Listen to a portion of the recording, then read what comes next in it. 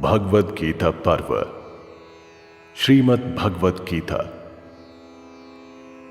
This section is so named because it includes the song Celestial, or the Bhagavad Gita, the teachings of Krishna to Arjuna. The section begins with the dramatic news that Bhishma has been killed. When Sanjay tells Dhritarashtra this, Dhritarashtra is astounded, wishing to know how this came to be.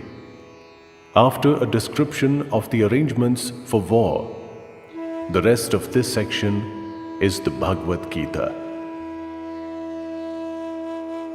SHRIMAD Bhagavad Gita, Chapter 1.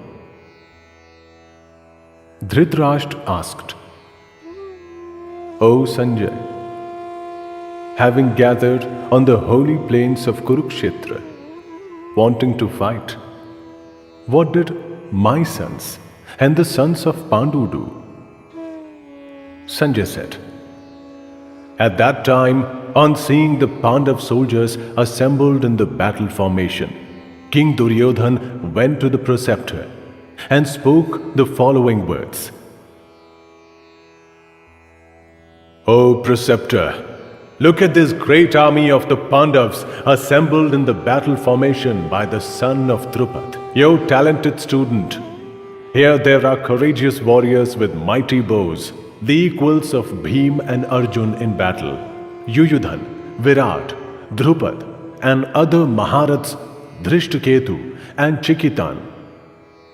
The valiant king of Kashi, Purujit from the Kunti Bhoj clan, and Shaib, greatest among men, the powerful Yudhamanyu, the brave Uttamoja, the son of Subhadra, the sons of Draupadi, all of them are Maharathas. O best among Brahmins, now you should know the main warriors and leaders in my army. For your knowledge, I am naming them. You yourself and Bhishma and Karna and Kripa, who wins battle, Ashwathama and Vikarna, and the son of Somdat. There are many other brave warriors ready to give up their lives for my sake. All of them are skilled in battle and they are armed with various weapons of attack. The army of ours, protected by Bhishma, is unlimited, but this army of theirs, protected by Bhim, is limited.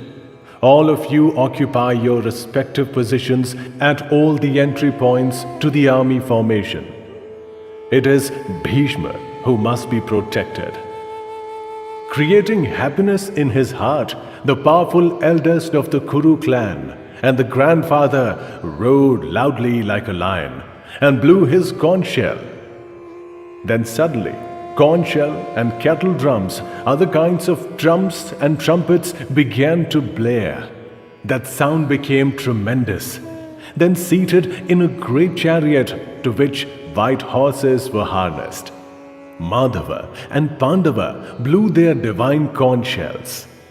Rishikesh blew the conch shell named Panchajanya, and Dhananjay blew the conch shell named Devdatt. Vrikodar, whose deeds give rise to fear, blew the giant conch shell named Pondra. King Yudhishthir, the son of Kunti, blew the conch shell named Ananta Vijaya. Nakul blew the conch shell named Sughosha, and Sahadev blew the conch shell named Mani Pushpaka.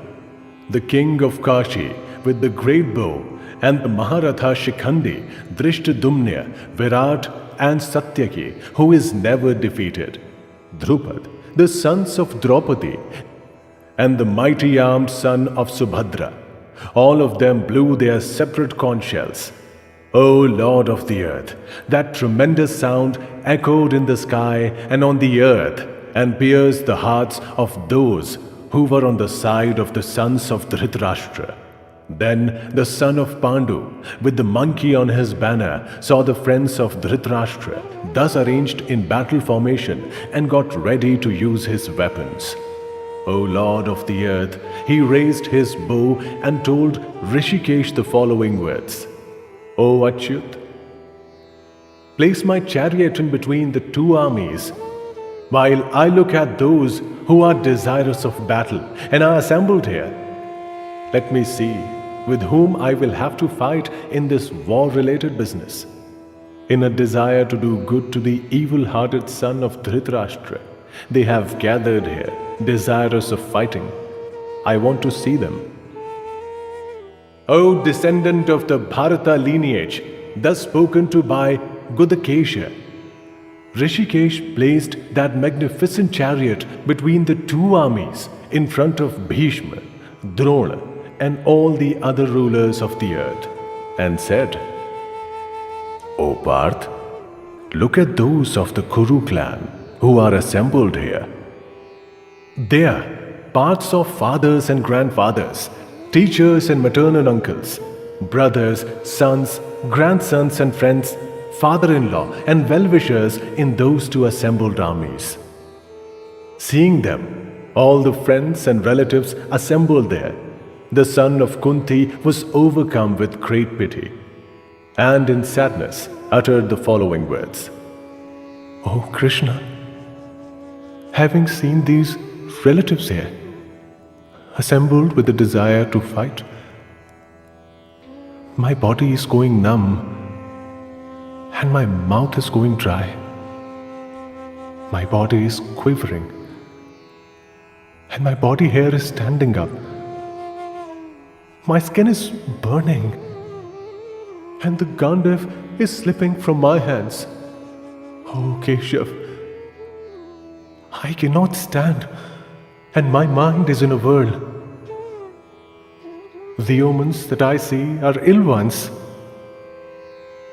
I don't see any good that can come from killing one's relatives in a war. Oh Krishna, I don't want victory. Nor do I want the kingdom or happiness. Oh Govinda, what will we do with the kingdom, or with pleasures, or with life itself? Those for whose sake we want the kingdom and pleasures and happiness, they are gathered here in war, ready to give up their lives and their riches. Preceptors, fathers, sons and grandfathers, maternal uncles, fathers-in-law, grandsons, brothers-in-law and other relatives. Oh Madhusudan, I don't want to kill them. Even if they kill me, forget this earth, even for the kingdoms of 3 worlds. O Janardhan, what pleasure will we derive from killing the sons of Dhritarashtra? Although they are assassins, sin alone will be our lot if we kill them. Therefore, we cannot kill the sons of Dhritarashtra with their friends. O Madhav, how can we be happy after killing our relatives? Although their minds are befuddled with greed and they do not see the sin that comes from opposing friends or from destroying the family line. O Janardhan, we can see the sin that comes from destroying the family line. Why should we not have the knowledge to refrain from committing this sin? When the lineage is destroyed, the traditional family dharma is also destroyed. When dharma is destroyed, evil overwhelms the entire lineage. O Krishna, when evil arises, the women of the family become corrupted. O descendant of the Vrishnis, when the women are corrupted, hybrid castes are born. Hybrid castes ensure that the lineage and those who destroyed the lineage both go to hell, because their ancestors fall and are deprived of offerings of funeral cakes and drink. From those sins of those who destroy the lineage and from hybrid castes being generated, the ancient dharma of the castes and dharma of the family are both destroyed. O Janardhan, if the family dharma is destroyed, those men are doomed to spend an eternity in hell. So we have heard. Alas, because of our greed for the kingdom and for happiness, we've got ready to kill our relatives. We are certain to commit a great sin. With me, unarmed and unresisting, if the sons of Dhritarashtra with weapons in their hands kill me in battle, that will be better for me." Saying this, in that battlefield, Arjuna sat down in his chariot. He threw away his bow and arrows, his mind overwhelmed with grief.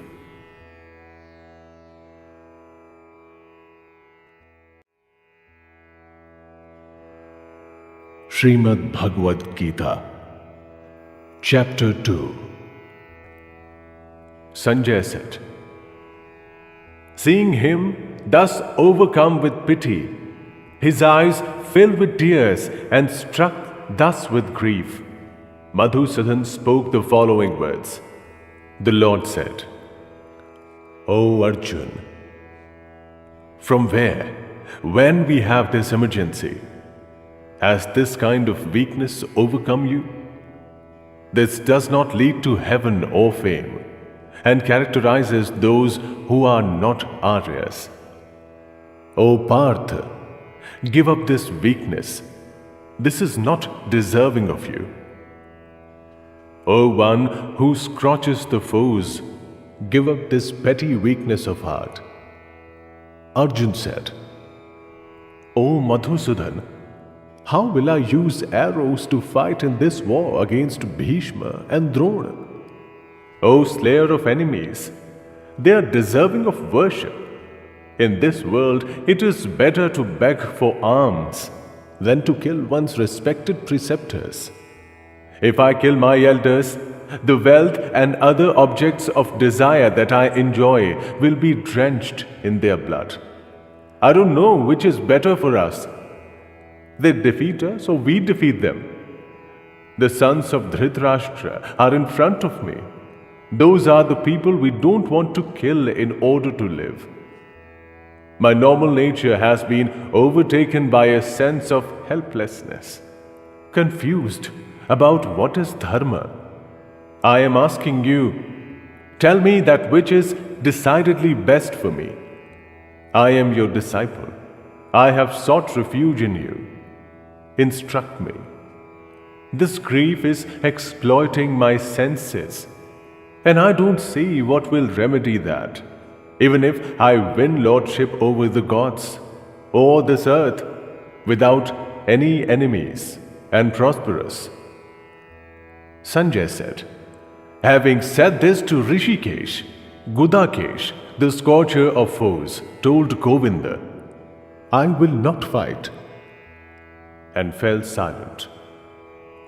O descendant of the Bharata lineage, to the person who was immersed in grief between the two armies, as if with a smile, Rishikesh spoke the following words.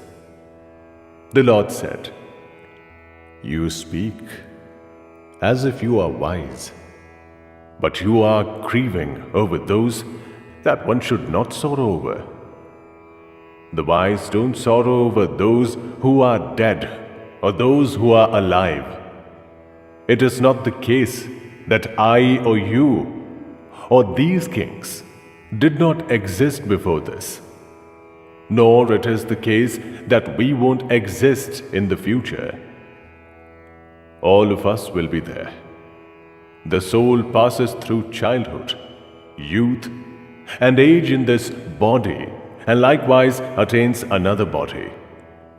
The wise don't get bewildered by this. O Kantya, because of contact between senses and objects, feelings of warmth and cold, pleasure and pain result. But these are temporary and are created and disappear. O descendant of the Bharata lineage, therefore tolerate these.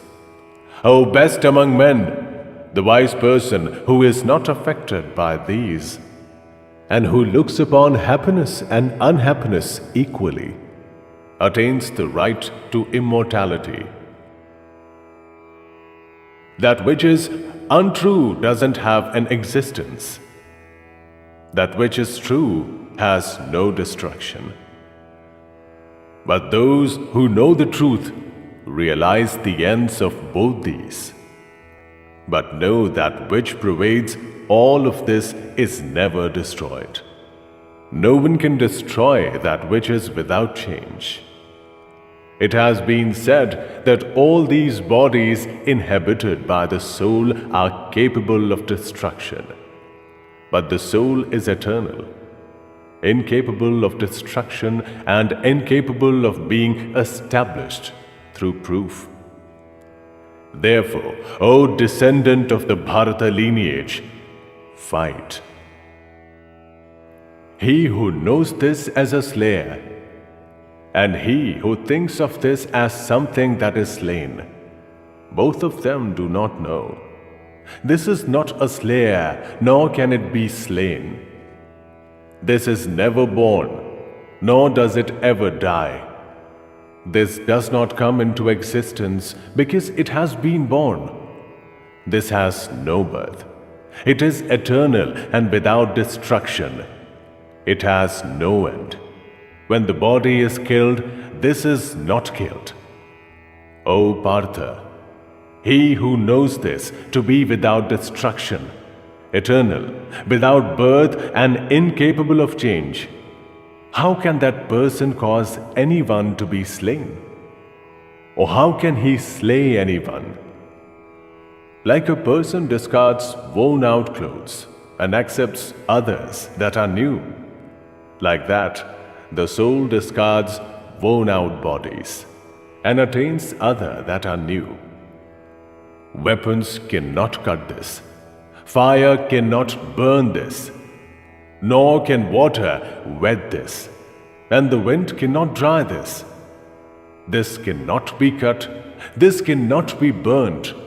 This cannot be wetted. And this cannot be dried. This is eternal and is everywhere. This is stable and does not move. This has no beginning. It has been said that this has no manifestation, that this cannot be thought of, and that this has no transformation. Therefore, knowing this to be like that, you should not grieve.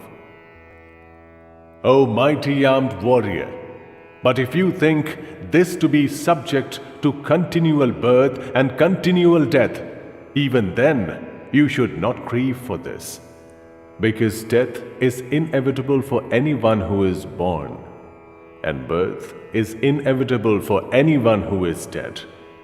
Therefore, because this is inevitable, you should not grieve. O descendant of the Bharata lineage, beings are not manifest in the beginning. They are manifest in the middle and are not manifest again after death. What is there to sorrow over? Some people see this as a wonder. Like that, some others speak of this as a wonder. And some others hear of this as a wonder. But having heard, they are unable to understand this. O descendant of the Bharata lineage, in everyone's body, the Atma is indestructible. Therefore, you should not mourn about any being. Also, considering your natural dharma, you should not waver, because there is nothing better for a Kshatriya than a war, fought for the sake of dharma. O Partha, this war has arrived on its own, like an open door to heaven. Happy are the Kshatriyas who obtain a war like this. But if you do not take part in this war, in the cause of dharma, then you will forsake your natural dharma and fame, and sin will occur to you. And all people will forever talk about your ill fame. For someone who is honored, dishonor is worse than death.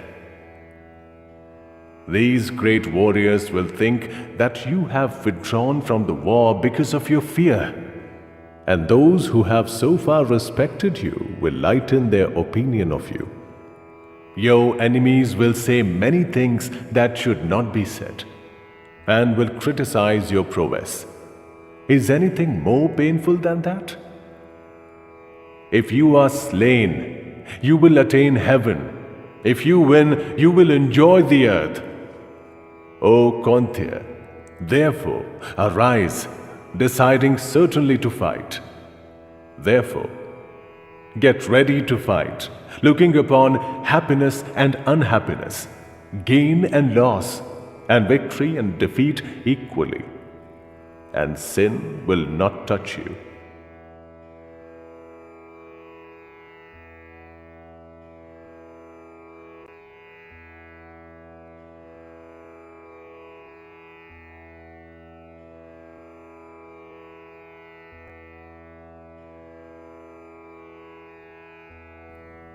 In this, the possibility of effort coming to waste does not exist, nor is there the chance of committing a sin.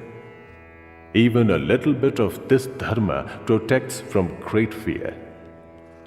O descendant of the Kuru lineage, this certain knowledge is unwavering.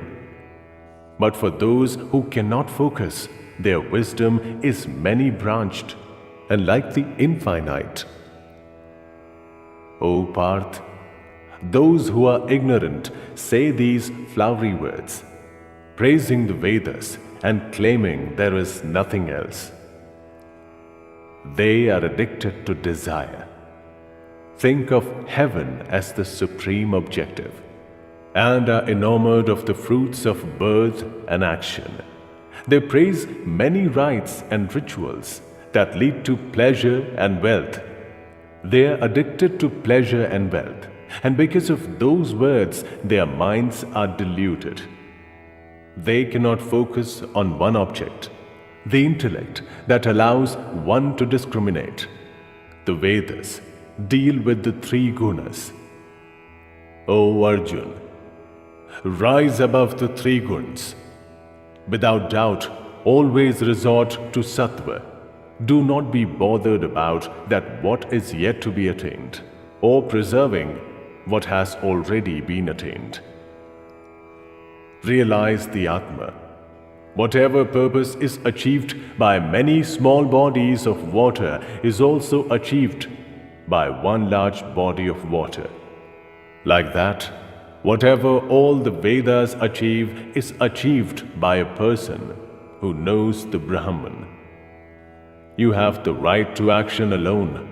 You never have the right to the fruit. Do not be motivated to act because of the fruit. But don't be motivated to not acting either. O Dhananjay, perform action by resorting to yoga. Give up attachment. Look upon success and failure equally. This equal attitude is known as yoga. O Dhananjay, action is far inferior to the yoga of wisdom. Seek refuge in this wisdom. Pitiable are those who crave after the fruit. He who has this wisdom discards good action and evil action in this life itself. Therefore, use yoga in what you do. Yoga is the skill of action. The learned who have this wisdom abandon the fruit of action and are freed from the fetters of birth. They certainly attain that place which is bereft of all blemishes. When your intellect transcends this maze of delusion, then you will attain indifference between that which has already been heard and that which is yet to be heard. Your mind is distracted at what you have heard. But when your intellect is unwavering and focused on samadhi, then you will attain yoga. Arjuna asked, O Keshav, what are the signs of a person who has attained samadhi and whose intellect doesn't waver? How does he speak? How does he sit? And how does he walk? The Lord said, O Parth, A person is said to be unwavering in intellect when he banishes all desires from his mind. He is content within his own Atma. He is not disturbed by unhappiness, and he is beyond desiring happiness. He has overcome attachment, fear, and anger, and he is known as a sage who is unwavering in his intellect. In everything, he has no emotion, regardless of whether something pleasant or something unpleasant has been attained.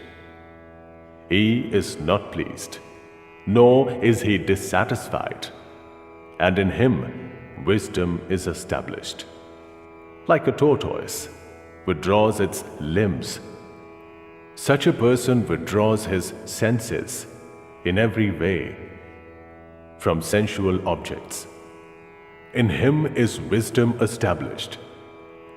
Sensual objects are withdrawn from the body of a person who is starving himself, but not desire. In him, who has seen the Paramatma, even desire is restrained. O Kantya, even if a learned man takes care, the turbulent senses violently steal his mind. He who is devoted to me controls all those and focuses his mind on me. If a person can so control his senses, in him is wisdom established. If a man thinks about sensual objects, this gives birth to attachment about those. From attachment is created desire, and desire gives birth to anger.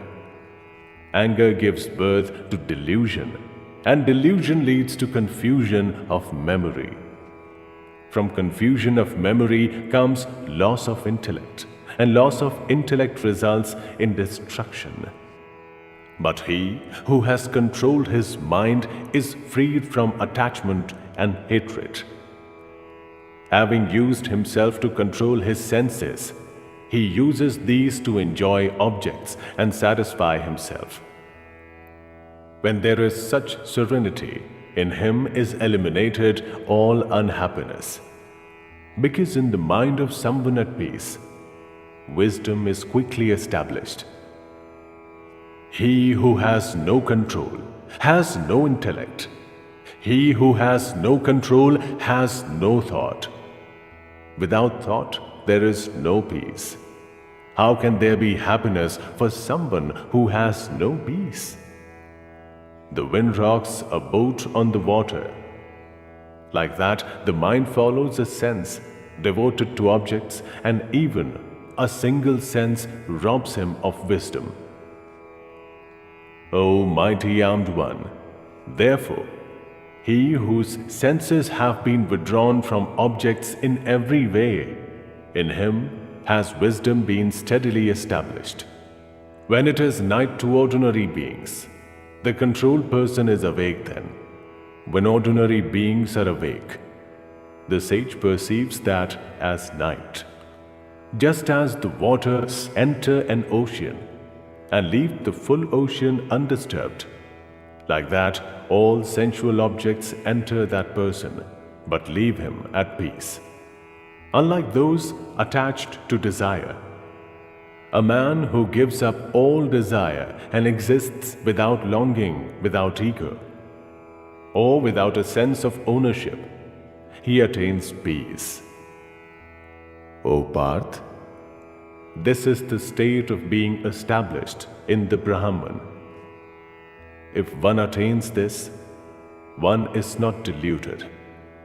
Even at the end, established in this state, one attains union with the Brahman.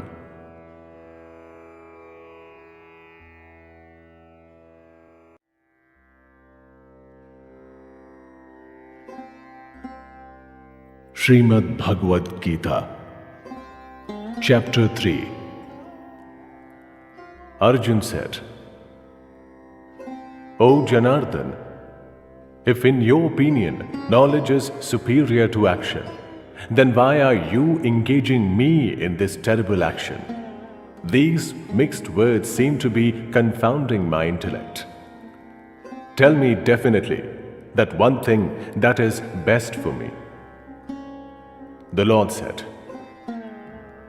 O pure of heart, I have said it before that in this world there are two paths. There is Jnana Yoga for those who follow Sankhya, and there is Karma Yoga for yogis. Without performing action, man is not freed from the bondage of action, and resorting to sannyasa does not result in liberation. No one can ever exist, even for a short while, without performing action, because the qualities of nature force everyone to perform action. The ignorant person who exists by controlling his organs of action, while his mind remembers the senses, is said to be deluded and is a hypocrite. O Arjuna, but he who restrains the senses through his mind and starts the yoga of action with the organs of action, while remaining unattached, he is superior. Therefore, do the prescribed action, because action is superior to not performing action. And without action, even survival of the body is not possible. O Kantya, all action other than that for sacrifices shackles people to the bondage of action. Therefore, do action for that purpose without attachment. Earlier, Prajapati created beings accompanied by a sacrifice and said with this, May you increase and may this grant you all objects you desire. Through this, cherish the gods and those gods will cherish you. By cherishing each other, you will obtain that which is most desired. Because cherished by the sacrifice, the gods will give you all desired objects. He who enjoys these without giving them their share is certainly a thief. Righteous people who enjoy the leftovers of sacrifices are freed from all sins. But those sinners who cook only for themselves live on sin. Beings are created from food, and food is created from rain clouds. Rain clouds are created from sacrifices, and sacrifices are created from action. Know that action is created from the Vedas, and the Vedas are created from the Brahman. Therefore, the omnipresent Brahman is always present in sacrifices. In this way, the cycle goes on, and he who does not follow this is addicted to his senses and lives a sinner's life. O Parth, he lives in vain. But the man who takes pleasure in the Atma is content with the Atma and is satiated with the Atma, has no duties. In this world, he has no need for action, nor anything to lose from inaction. He doesn't need the refuge of any being for anything. Therefore, be unattached and always perform prescribed action. Because a man who performs action when unattached attains the highest liberation. Janak and others attained liberation through action. One should perform action with an eye to preserving the worlds. Whatever a great man does, ordinary people also do that. Whatever he accepts as duty, others also follow that. O Parth, in the three worlds, I have no duties. There is nothing I haven't attained. There is nothing yet to be attained. Yet, I am engaged in action. O Parth, if I ever relax and stop performing action, then men will follow my path in every way. If I don't perform action, then all these worlds will be destroyed. I will be the Lord of hybrids and responsible for the destruction of these beings. O descendant of the Bharata lineage, ignorant people perform action by being attached to that action, but the wise perform similar action unattached for the welfare and preservation of the worlds. The wise will not befuddle the minds of the ignorant who are attached to action. Being knowledgeable, they will themselves perform all action and keep them engaged. All action is completed in every way through the qualities of nature. He who is deluded by the ego thinks that he is the doer. O mighty armed one, but he won't truly knows the division of the qualities and different types of action, knows that the quality manifests themselves in senses and does not get attached. Those who are deluded by nature's qualities are attached to action by senses and organs. The omniscient should not disturb those ignorant and misguided people. Focusing your mind on the Supreme Being, vest all action in me. Be without desire, without ownership, and without fever and fight. People who faithfully and without finding fault always follow this view of mine, they too are freed from the bondage of action. But know that those who in an attempt to find fault don't follow this view of mine, they have no sense, and all their knowledge will be deluded and destroyed. Even a wise person acts according to his own nature. Nature drives all beings. Why should one use restraint? For each sense in its respective area, attachment and aversion are certain. But don't be overcome by those. They are obstacles. One's own dharma, even if followed imperfectly, is superior to someone else's dharma, even if followed perfectly. It is better to be slain while following one's own dharma. Someone else's dharma is tinged with fear. Arjun said, O descendant of the Vrishni lineage, by whom are these men compelled? Despite being unwilling, it is almost as if they are forced into evil action. The Lord said, This is desire. This is anger. These are born from the Raja's quality. These are insatiable and great sins. Here, know them to be enemies. Like smoke covers the fire, dust covers the mirror, like the womb covers the fetus. In that way, this is covered by that. O Kaunteya, this is the perennial enemy of the wise. Knowledge is covered by this desire that is insatiable like the fire. All senses, the mind and intellect are its seat.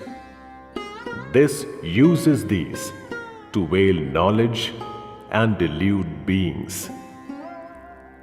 O bull among the Bharata lineage, therefore, you should first control your senses. Destroy this. That is like sin, and is the destroyer of knowledge. It is said that senses are superior. The mind is superior to the senses. Intellect is superior to the mind. That is superior to intellect. O mighty armed one, in this way, use intellect to realize that which is superior to the intellect.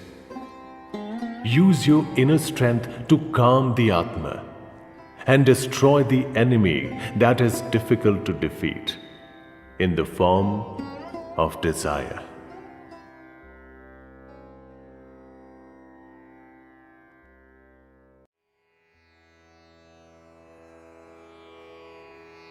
Srimad Bhagavad Gita, Chapter 4.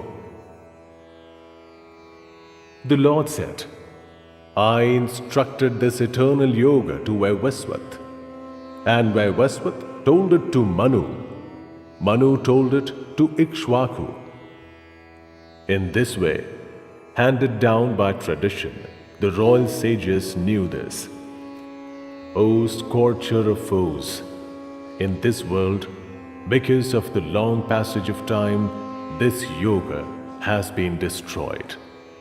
You are my follower and friend.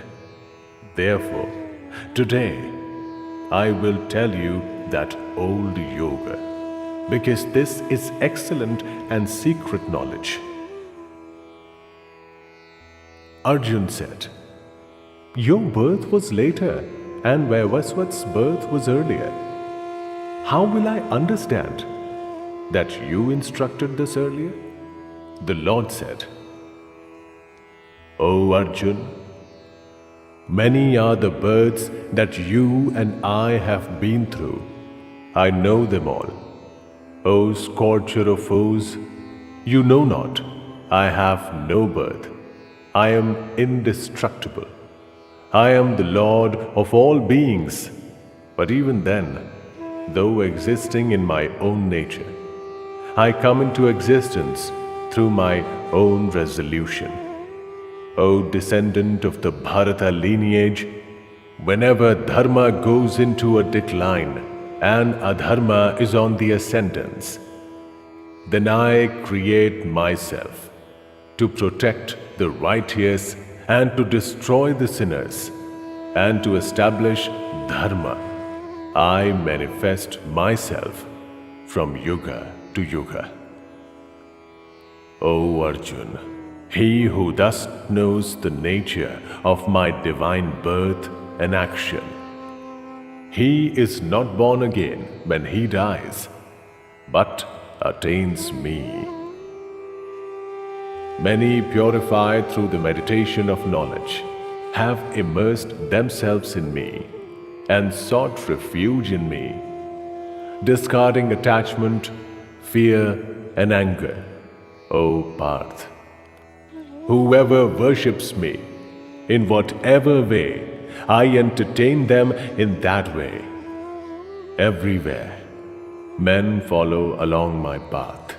In this world, people who desire success in their action worship gods. Because in the world of men, success through action occurs quickly. In accordance with gunas and action, the four varnas were created by me. But despite being the creator of these, know me to be constant and not the agent. Actions do not touch me, nor do I desire the fruits of action. He who knows me in this fashion is not tied down by action. Knowing this, those who sought liberation in the past performed action. Therefore, you perform action alone, the path followed by predecessors in earlier times. Even the wise are confused about what is action and what is inaction. Therefore, I will tell you what action is. Knowing this, you will be freed from evil. Action itself has to be understood, and prohibited action must also be understood. Inaction must also be understood, because the path of action is difficult to comprehend. He who perceives inaction in action and perceives action in inaction, he is wise among men, has yoga and has the right to all action. He whose efforts are always devoid of desire for fruit and ego. He whose actions have been burnt by the fire of knowledge. The learned call him wise. He who has given up attachment to action, and its fruit is always content and without refuge. Even when he is immersed in action, he does nothing. Without attachment, controlled in mind and senses, having discarded all ownership, and performing action only through the body, he does not attain the bondage of sin. Satisfied with the unsought gains beyond opposites, bereft of envy and regarding success and failure equally, even if he performs action, he is not bound down. Beyond attachment, free and with the mind established in knowledge, when he performs action for a yajna alone, everything is destroyed. The receptacles used for offerings are the Brahmans. The oblations are the Brahman. In the fire, that is the Brahman. The offerer, who is the Brahman, performs the sacrifice. He who sees thus and is immersed in the Brahman in all action attains the Brahman alone as a destination. Other yogis perform divine yajnas. Others use the yajna as an offering to the fire, that is the Brahman. Others offer senses, like hearing, as offerings to the fire, that is self-control. Others offer sounds and other objects to the fire, that is the senses. Others offer all action of the senses, an action of the breath of life, as offerings to the fire of self-control, lit up through knowledge. Some use the yajna of offering gifts. Others use the yajna of penance. Some use the yajna of yoga, and still others, firm in their resolve and careful, use the yajna of knowledge. Others offer the prana breath in the apana breath, and the apana breath in the prana breath. Others restrain the flow of prana and apana breath and practice pranayama. Others control their food and offer the senses to the breath of life. All these, learned in the yajnas, become sinless through yajnas. The leftovers of sacrifices are like amrit, and those who partake of these attain the eternal Brahman. O best of the Kuru lineage, those who don't perform yajnas have no existence in this world. Forget other worlds. Many yajnas of this type are prescribed in the Brahman's mouth. Know them all to be the outcome of action. Knowing this, you will attain liberation. O scorcher of foes, a yajna performed with knowledge is superior to a yajna full of objects. O Parth, all actions and their fruit end in knowledge. Attain that knowledge by prostrating, questioning, and serving. The wise, those who are versed with the truth, will instruct you in wisdom. O Pandav, knowing that, you will never fall prey to this kind of delusion again. Through this, you will see all the beings in your Atma, and then in me. Even if you are a greater sinner than all the other sinners, you will cross all oceans of sin with the boat of knowledge alone. O Arjun, like a raging fire burns to ashes pieces of wood, like that the fire of knowledge burns all action to ashes. In this world, there is nothing as pure as knowledge. With the passage of time, he who is accomplished in yoga himself attains that within his heart. knowledge is attained by the faithful, the unwavering, and those who control their senses. Having attained knowledge, they quickly achieve supreme peace. The ignorant, the faithless, and the doubting are destroyed.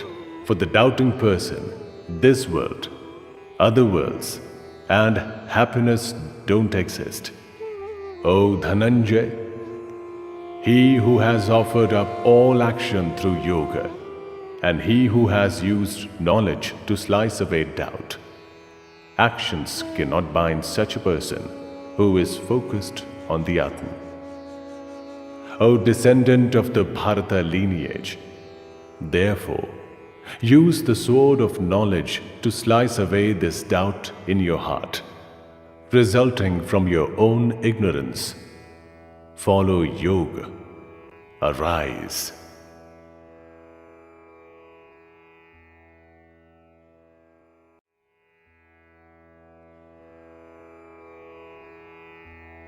Shrimad Bhagavad Gita, Chapter 5. Arjun said, O Krishna, you are asking me to give up all action, and you are also asking me to practice yoga. Between these two, tell me decidedly which one is better. The Lord said, renunciation and action both lead to liberation. But of these two, Karma Yoga is superior to renunciation of action. O mighty armed one, he who does not desire and he who does not hate, know him to be a perpetual sannyasi. Freed from opposites, he is happily freed from bondage. The ignorant, not the wise, speak of renunciation and action as distinct. If one of these followed properly, the fruits of both result. Whatever place is attained by the followers of knowledge is also attained by those who practice action. He truly sees, who sees renunciation and action as identical. O mighty armed one, without action, renunciation is only the cause of unhappiness. The sage who uses yoga attains the Brahman quickly. He who practices yoga, he who is pure of heart, he who has controlled his body, he who has controlled his senses, he who sees his own Atma in the Atma of all beings, he is not tied down, even if he performs action. The wise who follow yoga know that they are not doing anything, even when they see, hear, touch, smell, eat, go, dream, and breathe, speak, discard, accept, open, and close. They think of the senses circulating among the senses. He who establishes himself in the Brahman and giving up attachment, performs action, is not touched by sin, like water on the leaf of a lotus. To purify their hearts, yogis give up attachments and perform action only with their bodies, minds, intellect, and senses attached to yoga and discarding attachment to fruits of action. They attain perpetual peace. Those who do not follow yoga and are attached to fruits because of desire remain in bondage. Discarding all action through his mind, the person who controls his body, the city with the 9 gates, remains in happiness. He doesn't do anything himself, nor does he cause anyone to do anything. The Atma doesn't create ownership in the body nor action, nor does it create a relation with the fruits of action. Nature acts. The omnipresent Lord doesn't accept the sins or the good deeds of anybody. Knowledge is shrouded in ignorance. That is why beings are deluded. But in those in whom that ignorance has been destroyed by the knowledge of the Atma, in them that knowledge expresses the great truth, like the sun. Those whose intellect is focused on that, egos are focused on that, devotion is focused on that, and adherence is focused on that. Those in whom sins have been destroyed through knowledge, those beings are not reborn. The wise look equally upon a Brahman who is learned and humble, a cow, an elephant, a dog, and an outcast. Those whose minds are established in equality overcome the earth in this world, because the Brahman is equal and without fault. Therefore, they remain established in the Brahman.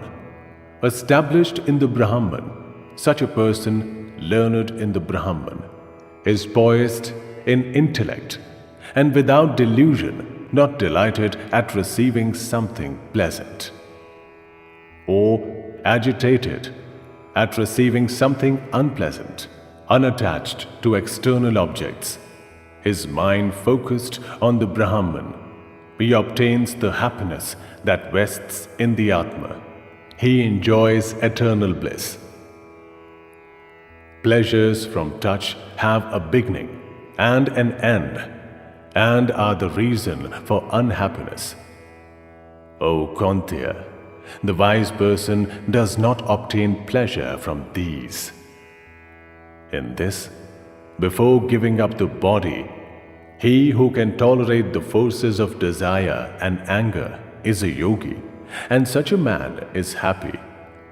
He whose happiness is inside, he whose pleasure is inside, and he whose light is inside, that yogi alone has realized the Brahman and obtains liberation in the Brahman. Those who are without sin, without doubt, controlled in mind and engaged in the welfare of all beings, such rishis attain liberation in the Brahman, freed from desire and anger, controlled in mind and knowing the Atma. Such sages attain liberation in the Brahman all around them, banishing external objects of touch from the mind, focusing the eyes between the two eyebrows, controlling the prana and apana breath equally within the nose, poised in the senses, mind and intellect, beyond desire, fear and anger, wishing liberation. Such a sage is always free. Knowing me to be the enjoyer of all yajnas and penance, the Lord of all the worlds and the well-wisher of all beings, attains peace.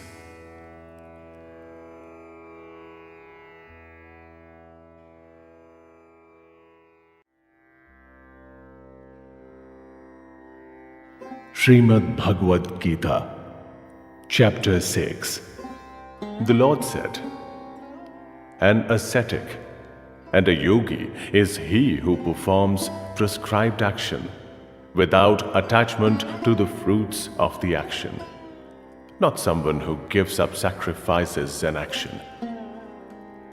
O descendant of the Pandu lineage, what is known as asceticism, know that to be yoga. Because without giving up desire, no one can become a yogi. For a sage desirous of ascending to yoga, action is said to be the means. For a person who has ascended to yoga, tranquility is said to be the means.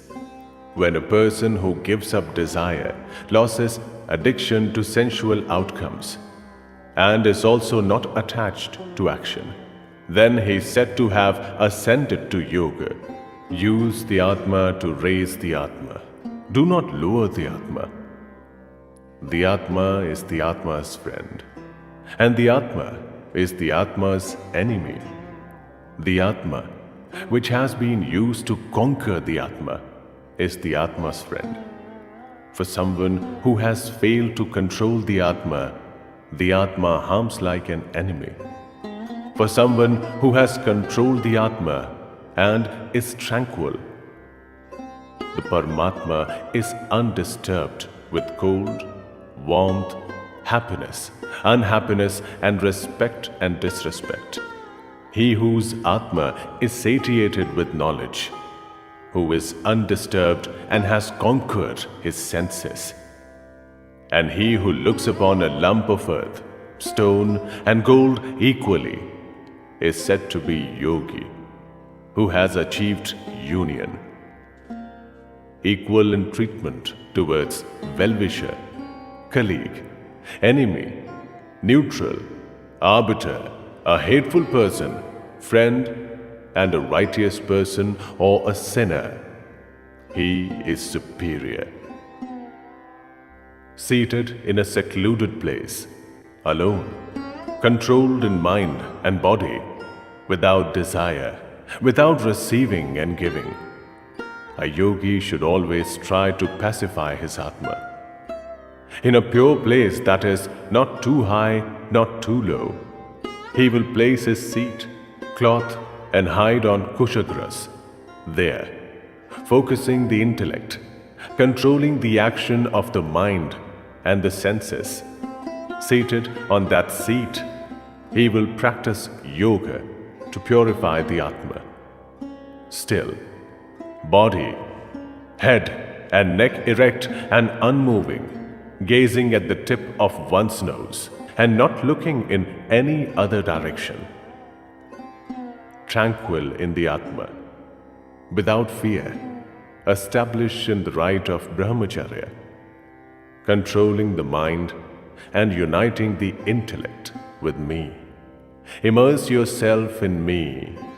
In this way, the yogi will always pacify the Atma and be unwavering in his mind and established in me, will attain supreme and peaceful liberation.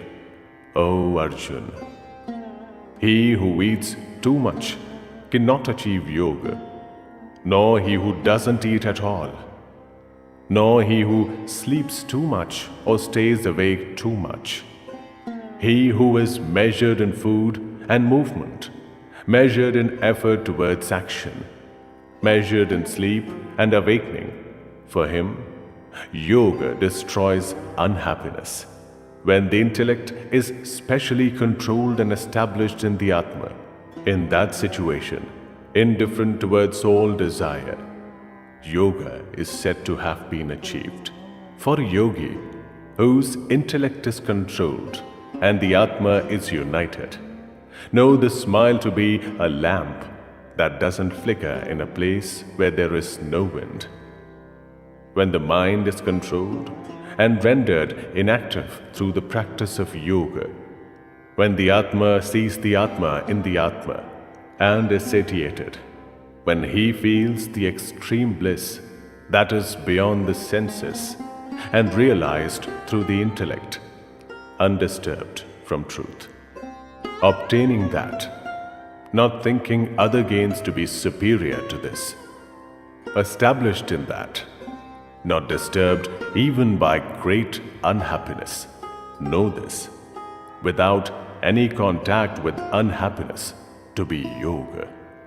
Without hopelessness, one must practice that yoga with perseverance, forsaking in entirety all desire that results from wishes, using the mind itself to restrain the senses from everything, using concentrated intellect to gradually withdraw, establishing the mind in the Atma and thinking about nothing, withdrawing from whatever the fickle and restless mind weaves towards, withdrawing it from that, bring it under the control of the Atma, tranquil in mind, having pacified the Rajas quality without sin, having attained the Brahman, the yogi achieves supreme happiness. Like that, always concentrating on the Atma, The pure yogi easily obtains intense bliss from proximity to the Brahman.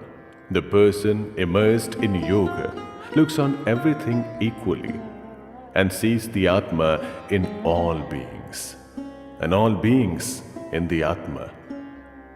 He sees me everywhere and everything in me. I am never invisible to him, nor is he invisible to me. He is based in equality and worships me. I, who am present in everything, wherever that yogi is, he is established in me. O Arjun, he who compares with his own self and regards happiness and unhappiness in everything equally, that yogi is supreme according to me. Arjun said, O Madhusudan, because of restlessness, I don't see the yoga based on equality that you have propounded as permanent. O Krishna, the mind is restless and the senses strong and firm. Therefore, I think restraining it is as difficult as the wind. The Lord said, O mighty armed one, there is no doubt that the mind is restless and difficult to control. But O Kuntya, through practice and detachment, it can be restrained. My view is that yoga is difficult for someone whose mind is uncontrolled. But it is possible to achieve for someone whose mind is controlled and who makes special effort. Arjun said, O Krishna, a person who has faithfully practiced yoga but later becomes careless and his mind deviates from yoga cannot achieve liberation through yoga. What happens to him? O mighty armed one, distracted from the path of attaining the Brahman, such a wavering person is dislodged from both. Like a torn cloud, doesn't he perish? O Krishna, I have this doubt that only you can completely eliminate, because there is no one other than you who can remove this doubt.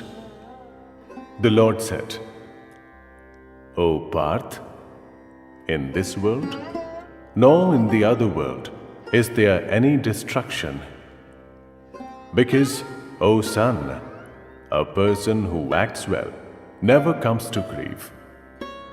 He who has deviated from the path of yoga attains the worlds of the righteous and dwells there for many years. Thereafter, he is born in a righteous and wealthy household, or he is born in the family of wise yogis. But such birth is very rare in this world. O descendant of the Kuru lineage, in that birth, obtains that intelligence about liberation from an earlier birth, and thereafter strives again for liberation.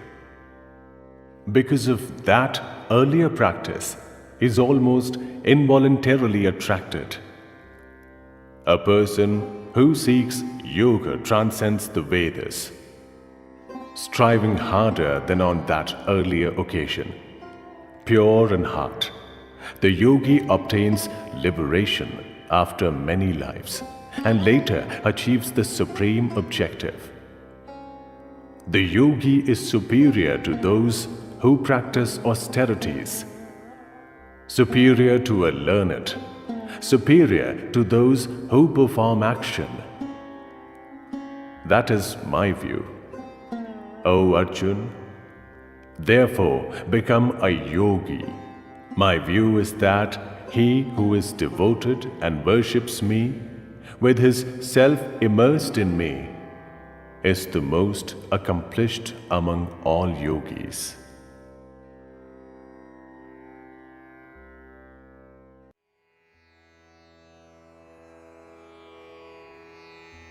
Shrimad Bhagavad Gita, Chapter 7. The Lord said, O Parth, listen to how you will know without any doubt the complete truth about me. Mind attached to me, seeking refuge in me, and immersed in yoga. I will completely tell you about the knowledge with self-realization, knowing that there is nothing more remaining to know. Among thousands of men, rarely one tries for liberation. Among those who try for liberation, perhaps one gets to know my true nature. Earth, water, fire, air, sky, mind, intellect, and ego. These are the 8 parts of my nature. These are inferior nature. O mighty armed one, besides this, know my superior and other nature, that is, the essence of living beings. The universe is held up by this. Know all matter to be born from these. I am the reason for the creation of the entire universe and its destruction. O Dhananjay, there is nothing superior to me. Like jewels on a string, all this is threaded in me. O Kauntya, in the water, I am the sap. In the sun and the moon, I am the radiance. In all the Vedas, I am the Om syllable. In the sky, I am the sound. In humans, I am manifest as prowess and as pure fragrance in the earth. I become energy in the fire, life in all living beings. I become austerity in ascetics. O Parth, know me to be the eternal seed of all beings. I am intellect in the intelligent. I become energy in those who are energetic. O bull among the Bharata lineage, I am strength without desire and without attachment in those who are strong. In all living beings, I become desire that is sanctioned by dharma, and know all the 3 conditions with Sattva, Raja, and Tama predominating to be derived from me. I am not in them, they are in me. The entire universe is diluted by these 3 gunas and the resultant conditions, and is not able to know me, who is above these without change. It is indeed difficult to overcome this divine aspect of mine, immersed in gunas. Those who seek refuge in me alone, they are able to overcome this Maya. The evildoers, ignorant and worst among men, lose their knowledge because of Maya and resort to demonic states. They do not worship me. O bull among the Bharata lineage, O Arjun, there are 4 types of people, pure of heart, who worship me.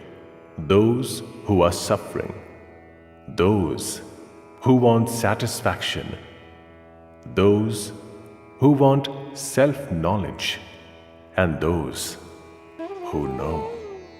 Of these, those who know always united and worshipping only one are the best. I am extremely beloved by one who knows, and he is only my beloved. All these are righteous. But the man who knows is like my Atma. That is my view. Therefore, the united man who knows seeks refuge in me, the supreme of objectives. After many births are over, he attains the knowledge that Vasudeva is everything and attains me. Such great souls are extremely rare. Those whose knowledge has been dropped by those desires, according to their own nature, follow prescribed rites to worship other gods. Whatever form a devotee wishes to worship faithfully, in whatever way, in that and that, I make the faith firm and unwavering. With that faith, whatever form is worshipped, and whatever fruits are obtained as a result, are actually bestowed by me alone. The fruits of those who have little intellect come to an end.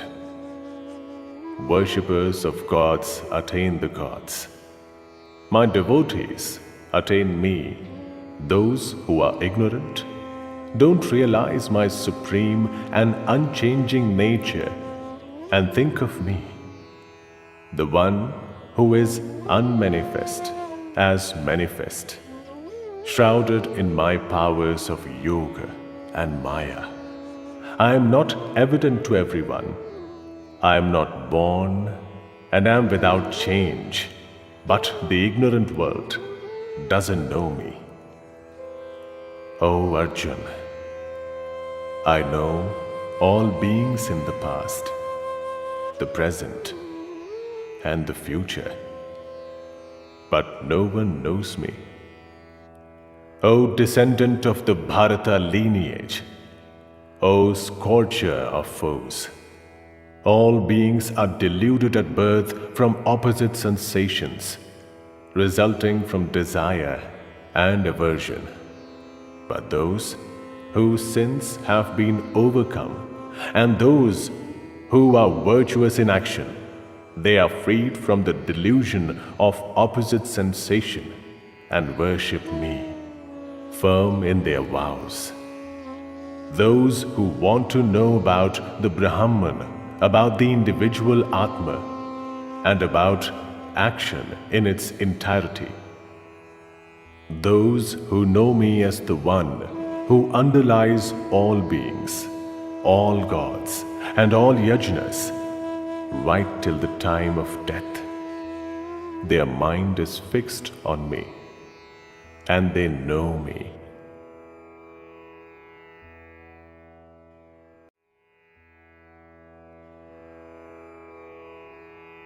Shrimad Bhagavad Gita, Chapter 8. Arjun asked, O Supreme among men, what is that Brahman? What is the individual Atma? And what is action? What is said to underlies all beings, and what is said to underlies all gods? O Madhusudan, who underlies all yajnas in this body, and how? By those who can control their Atma. How are you known at the time of death? The Lord said, the indestructible Brahman is the Supreme Spirit, and its inhabitation of individual beings is called Adhyatma. Action is the offering that leads to the creation and sustenance of all beings. O Supreme among those who possess bodies, perishable elements are Abhibhuta, and the Purusha is Adhideva. In this body, I myself am Adhiyajna. At the time of death, he who remembers me gives up his body and leaves. He attains my essence. There is no doubt about this, O Kantya. Whatever essence is remembered at the time of death, giving up the body, a person immersed in that essence is the essence that he attains. Therefore, always think of me and fight with mind and intellect offered to me. You will without doubt attain me alone. O Parth, united in the practice that is like yoga, without following anyone else, thinking of the divine Supreme Spirit with the mind, attains that. He who thinks of the omniscient, without beginning, the control of everything, finer than the minutest, and the upholder of everything, with a form that is beyond thought, self-resplendent like the sun and beyond darkness, at the time of death, with devotion, with the mind fixed, with the strength of yoga, used to hold the breath of life between the brows, he attains the resplendent Supreme Spirit. He is the one whom those who know the Vedas speak of as indestructible. He is the one into whom unattached yogis enter. He is the one to attain when brahmacharya is practiced. I will briefly tell you about reaching that goal of supreme liberation, using all the senses and organs to control the mind and restrain it in the heart, bearing the breath of life between the brows, establishing one's Atma in yoga, uttering the single syllable Om, that is the Brahman, and remembering me. He who gives up his body and leaves, he attains the goal of supreme liberation. O Parth, he who does not think of other things and remembers me every day and all the time, I am easily attainable to that yogi who is always focused. Great souls who attain me because they have achieved supreme liberation are freed from rebirth, which is transient, and the abode of sorrow. O Arjun, from all the worlds up to Brahmalok, beings have to return. But O Kauntya, there is no rebirth for those who have attained me. Those who know that 1,000 yugas are Brahma's day, and 1,000 yugas are Brahma's night, know the truth about day and night.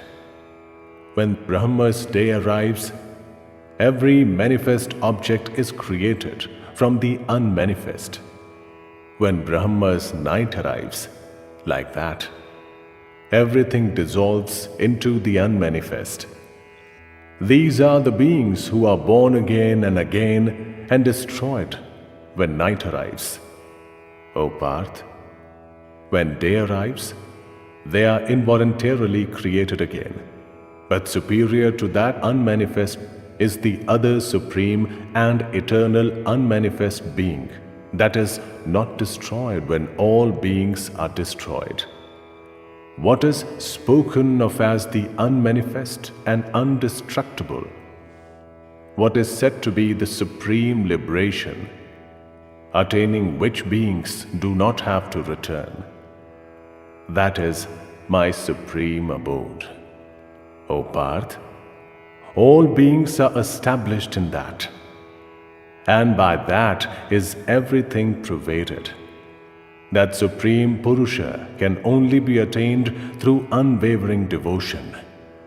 O bull among the Bharata lineage, I will now tell you about the road, which, if traversed, doesn't lead to yogis being reborn, and about the road, which, if traversed, leads to rebirth. The resplendence of the fire, the day, the bright half of the lunar month, the 6 months when the sun heads north. Along that path, those who worship the Brahman attain the Brahman.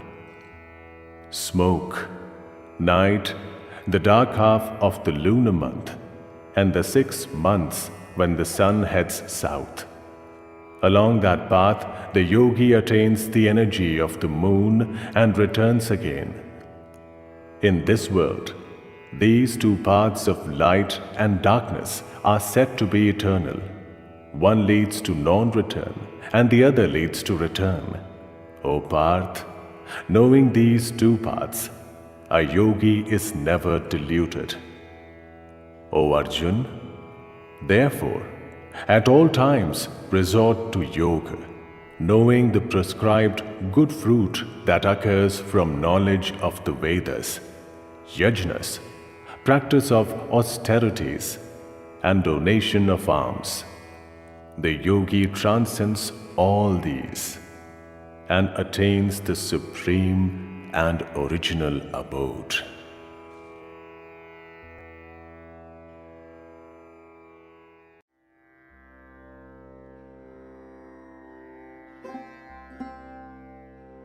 SHRIMAD BHAGAVAD GITA, Chapter 9.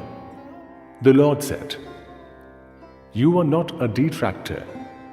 I will tell you this extremely secret knowledge with self-realization. Knowing this, you will be freed from all evil. This is extremely secret and the king of knowledge. It is the best, pure, leads to direct and eternal results, is sanctioned by dharma, and is easy to practice. O scorcher of foes, people who show disrespect to this dharma don't attain me and traverse the path of death and this world. This entire universe is pervaded by me in my unmanifest form. All beings are established in me, but I am not established in them. Witness my divine yoga. Again, the beings are not established in me. My Atma holds up the beings and sustains the beings, but I am not established in the beings. Know that like the great wind, which goes everywhere and is always established in the sky, all beings are established in me. O Kantya, at the time of destruction, all beings are dissolved in my nature, and at the time of creation, I create them. I keep my nature under control and repeatedly create these many beings, helpless according to their own nature. O Dhananjay, but I am unattached to those acts and am established in indifference. Those acts cannot tie me down. O Kantya, because of my lordship, nature gives birth to this universe with its movable and immovable objects. Because of this, universe is repeatedly created. The ignorant do not know my supreme nature as the great Lord of all beings. They show disrespect to me as someone who has adopted a human form. Their desire is fruitless. Their action is fruitless. Their knowledge is fruitless. Their minds waver, and their deluded nature is ruled by demonic qualities. O Parth, but those great souls who seek refuge in divine qualities are unwavering in their minds and worship me, knowing me to be the indestructible origin of all beings. Careful and firm in their rites, they faithfully offer obeisance and always sing my praise, always focused on worshipping me. Some worship me through the yajna, that is the path of knowledge. Some worship me as one, others as separate. I, who pervade the universe, am worshipped in many forms. I am Kratu. I am Yajna. I am Savitha. I am the herbs. I am the mantra. I indeed am the clarified butter. I am the fire. I am the offering. I am the father, mother, grandfather, and sustainer of this universe. I am all that is pure and is to be known. I am the Om syllable. I am also the Rig, Sam, and Yaju. I am the goal, the sustainer, the controller, the witness, the abode, the sanctuary, the well-doer, the creator, the destroyer, the preserver, the repository, and the indestructible seed. O Arjun, I provide heat. I attract the water and rain it down again. I am immortality and death. I am the eternal and the transient. Those who know the three arts worship me through yajnas, drink somras, and purified of sins, wish to attain heaven. They attain sanctified heaven, and in heaven enjoy the celestial objects enjoyed by the gods. Having enjoyed the greatness of heaven, when their good deeds are exhausted, they enter the mortal earth. In this way, the practitioners of the three dharmas, followers of desire, go back and forth.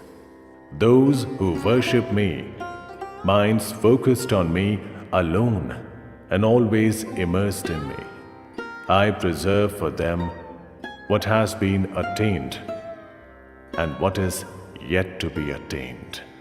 O Kaunteya, those with devotion who faithfully worship other gods, they too worship me alone. But not in the indicated way, because I alone am the receiver of offerings and the granter of fruits at all yajnas. But they do not know my true nature, and therefore are cast down. Those who worship the gods attain the gods. Those who worship the ancestors attain the ancestors. Those who worship the elements attain the elements, and mine attain me. He who faithfully worship me with a leaf, a flower, a fruit, or water, from that pure-hearted person, I gladly accept those faithful offerings. O Kaunteya, whatever you do, whatever you partake, whatever you offer, whatever you donate, whatever you meditate, offer that to me. In this way, you will be freed from the bondage of fruits of righteous and evil action. With yourself in the yoga of sannyasa, freed, you will attain me. I am the same to all beings. I have no one I hate, nor anyone I love. But those who worship me with devotion, they are established in me, and I am established in them. Even if the most evil of persons worship me single-mindedly, he should be thought of as a righteous person, because his resolve is correct. Swiftly, he becomes a righteous person and attains eternal peace. O Kaunteya, my worshippers are never destroyed. This you can vouch for, O Parth. Even those who are of evil birth, women, Vaishya and Shudra, having sought refuge in me, they will certainly attain supreme liberation. There is no need to repeat about pure Brahmins and devoted Rajarishis. This earth is temporary and leads to unhappiness. Therefore, having attained, worship me. With mind immersed in me, become my devotee, my worshipper, and one who offers obedience to me. In this way, with your Atma united in me as the refuge, you will attain me alone.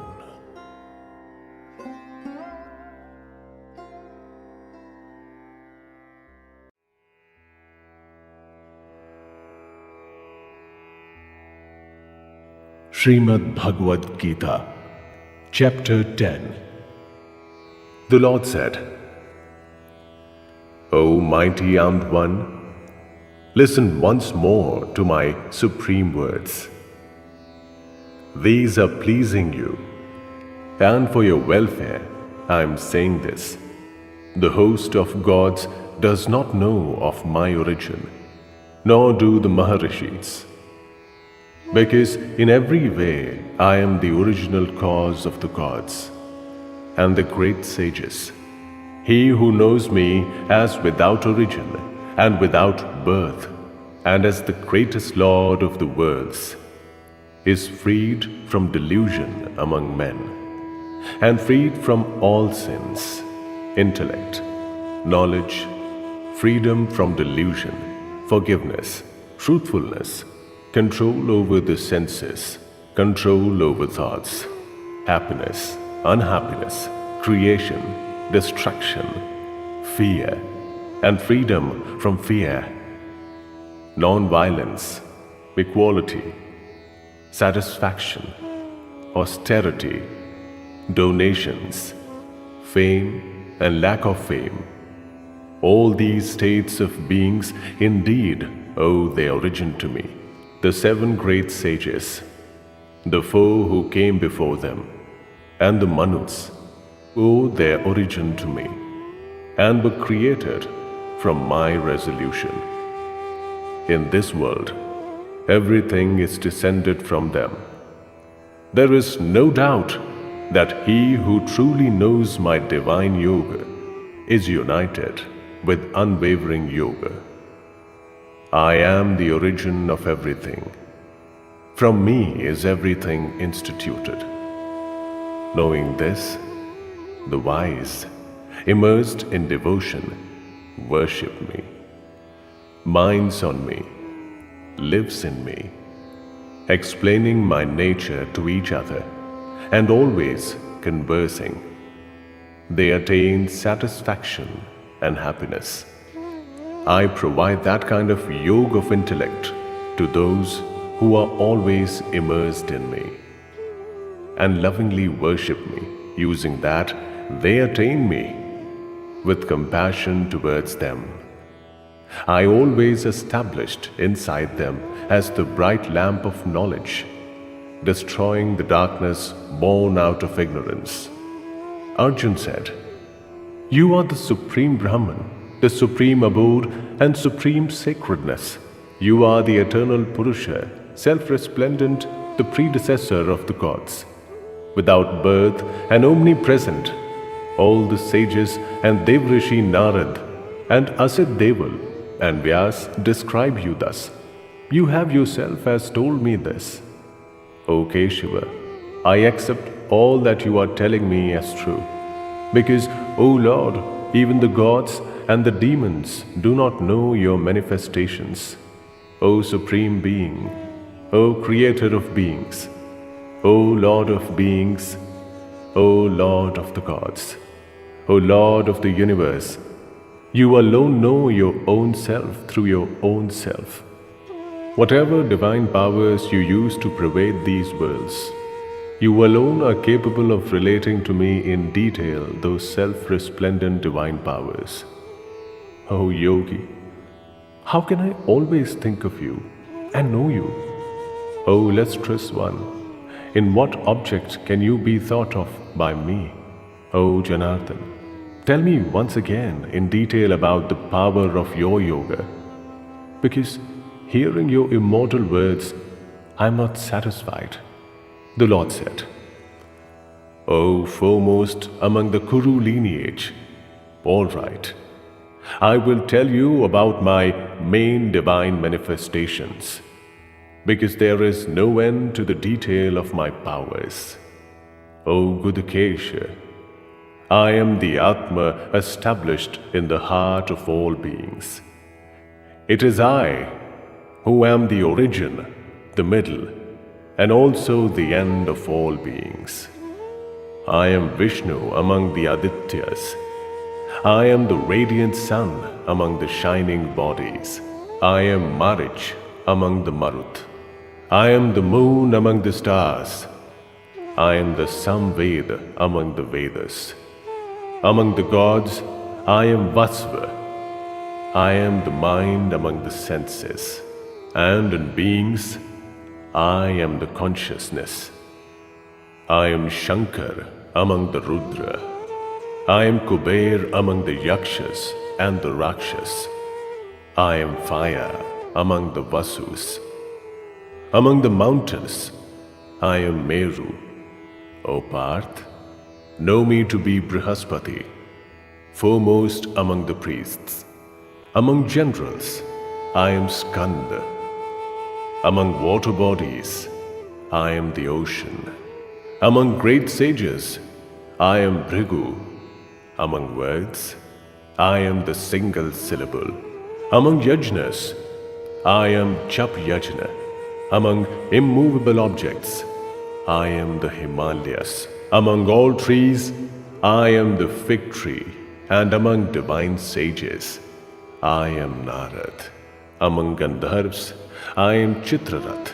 And among those who have attained liberation, I am the sage Kapil. Among horses, know me to be Uchchaishrava, arising from the immortal nectar. Among great elephants, Airavat, and among men, the king. Among weapons, I am Vajra. Among cows, I become Kamadhenu. I become Kandarpa for procreation. And among snakes, I am Vasuki. Among serpents, I am Ananta. Among those who inhabit the water, I am Varuna. Among the ancestors, I am Aryam. Among those who control, I am Yam. Among demons, I am Prahlad. Among those who devour, I am Time. And I am the lion among animals. Among birds, I am the son of Vinatha. Among those that purify, I am the wind. Among those who bear weapons, I am Ram. Among fish, I am the shark. And among rivers, I am Jahnavi, O Arjun. I alone am the beginning, the end, and the middle of all created objects. Among all forms of knowledge, I am knowledge of the self. Among debaters, Veda. Among letters, I am the letter A. Among different forms of samas, I am Dvanda. Indeed, I am indestructible time. My face is in every direction. I am the controller of destiny. I am death that robs everything, and I am the origin of the future. Among women, I am fame, prosperity, speech, memory, intellect, fortitude, and forgiveness. In the Samved, I am Brihatsam. Among meters, I am Gayatri. Among months, I am Margashirsha. Among seasons, I am Kusumakra. I am gambling among those who wish to cheat. I am energy in the energetic. I am victory, preservance. I am the Sattva quality in the righteous. I am Vasudeva among the Vrishnis. I am Dhananjay among those of the Pandu clan. I am Vyas among the sages. Among the wise, I am the wise Ushansa. I am Danda among those who rule. I am strategy for those who wish to win. Among secret subjects, I am silence. I am knowledge among the wise. O Arjun, whatever the seed of origin of every being, that is me alone. There is nothing movable or immovable that can come into being without me. O scorcher of foes, there is no end to my divine glory. Whatever I have started of this expanse of glory is only a brief indication. Know that whatever object is glorious, prosperous, or indeed extremely powerful, that has originated from a part of my energy. O Arjun, but what is the need to know all these details? I am established, holding up this entire universe with only a part of me.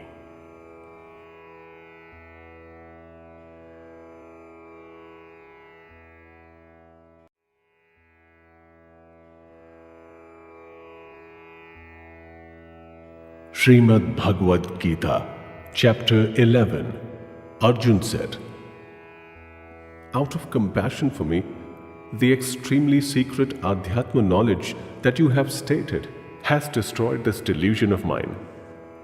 O one with the eyes like lotus leaves, from you I have heard in detail about the creation and destruction of all beings, and also your eternal greatness. O Supreme Lord, what you have said about yourself is indeed like that. O Supreme Being, I wish to see your divine form. O Lord, if you think that I am worthy of seeing that, then, O Lord of Yoga, show me your indestructible self. The Lord said, O Parth, behold my divine multi-dimensioned, multi-hued, multi-shaped, hundreds and thousands of forms. O descendant of the Bharata lineage, see the Adityas, the Vasus, the Rudras, the Ashwinis and the Maruts.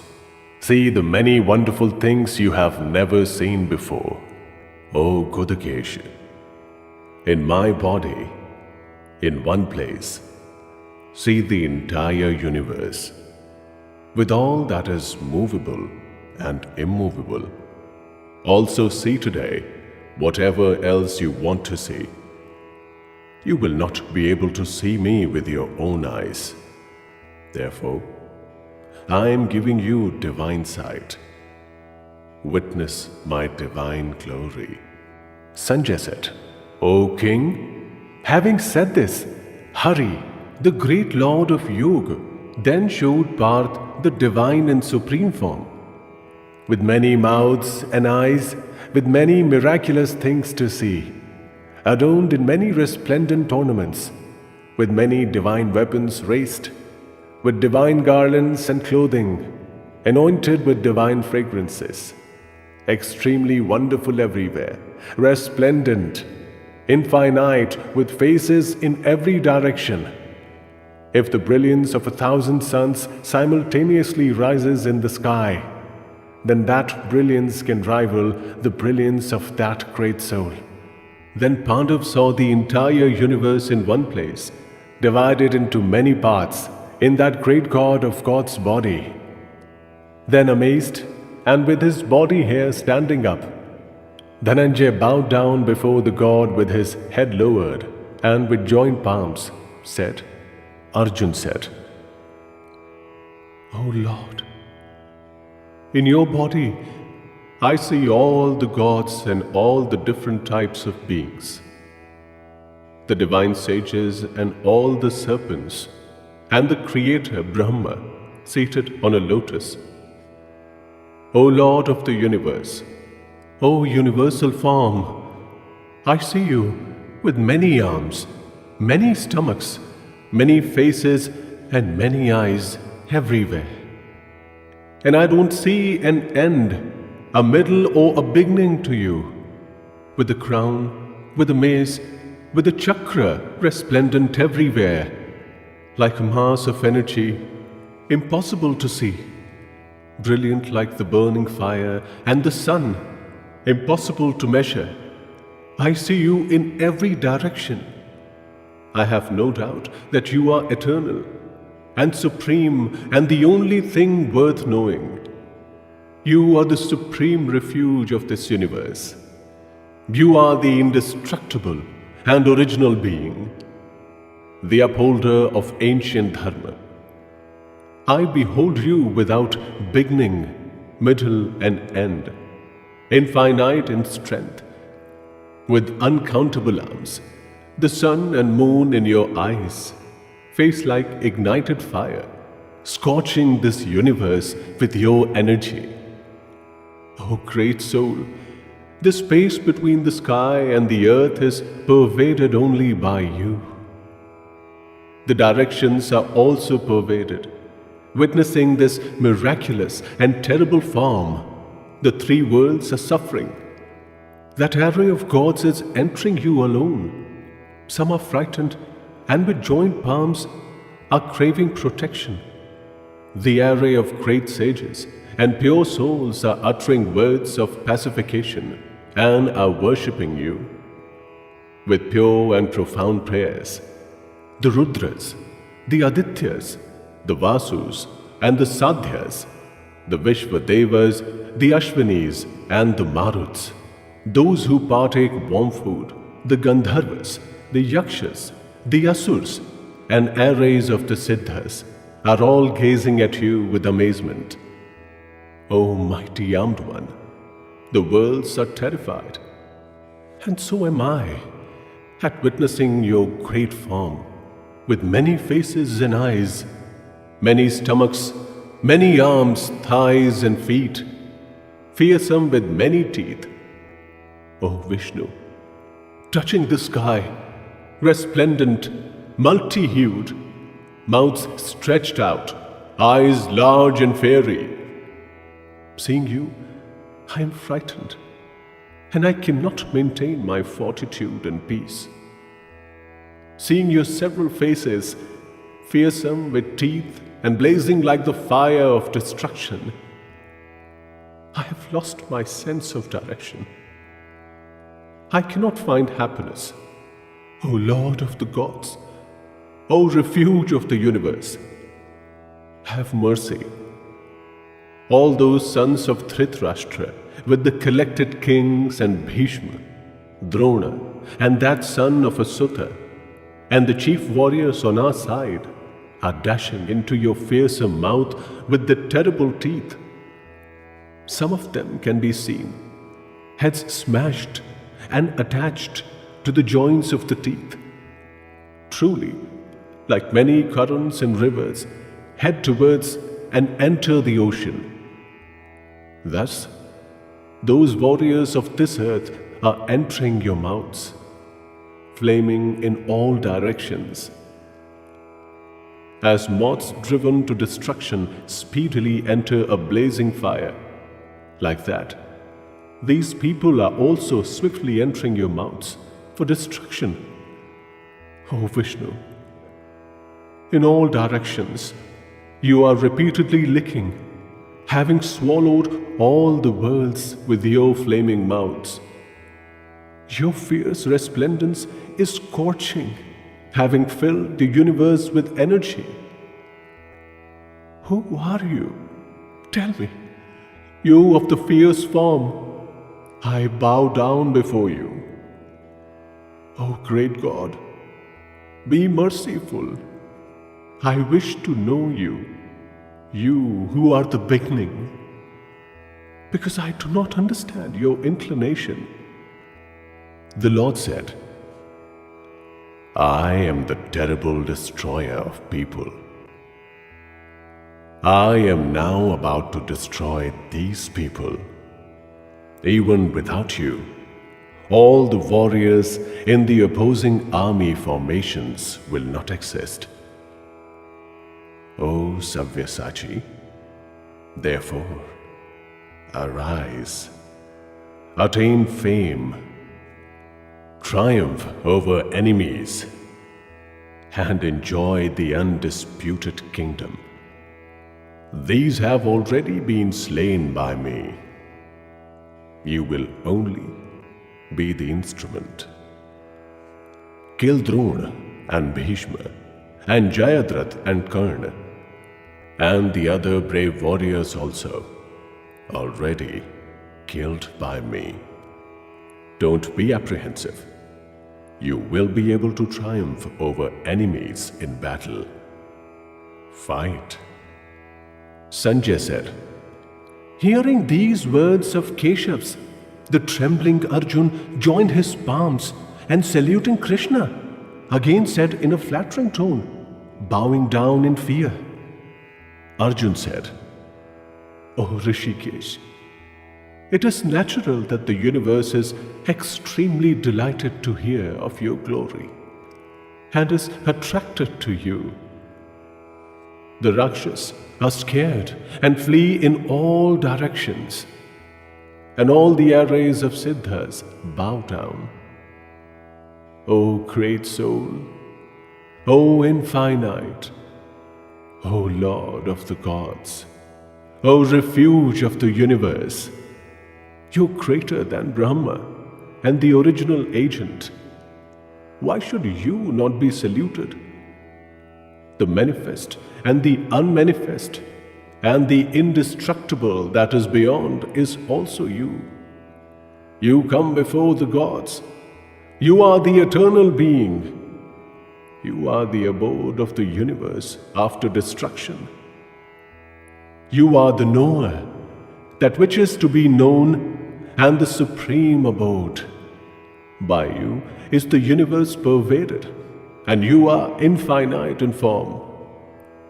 You are Vayu, Yam, Agni, Varun, Shashank, Prajapati, and the great-grandfather. I salute you 1,000 times, and again salute you, and yet again salute you. I salute you in front and from the back. I salute you everywhere, in every direction. O possessor of infinite energy and unlimited strength, you pervade everything. Therefore, you are everything.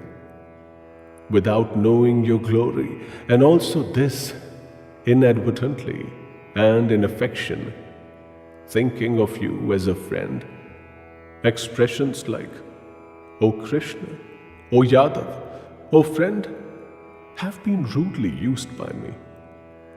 O Achyut, at times of sport, sleeping, sitting or eating, alone or in front of other equals.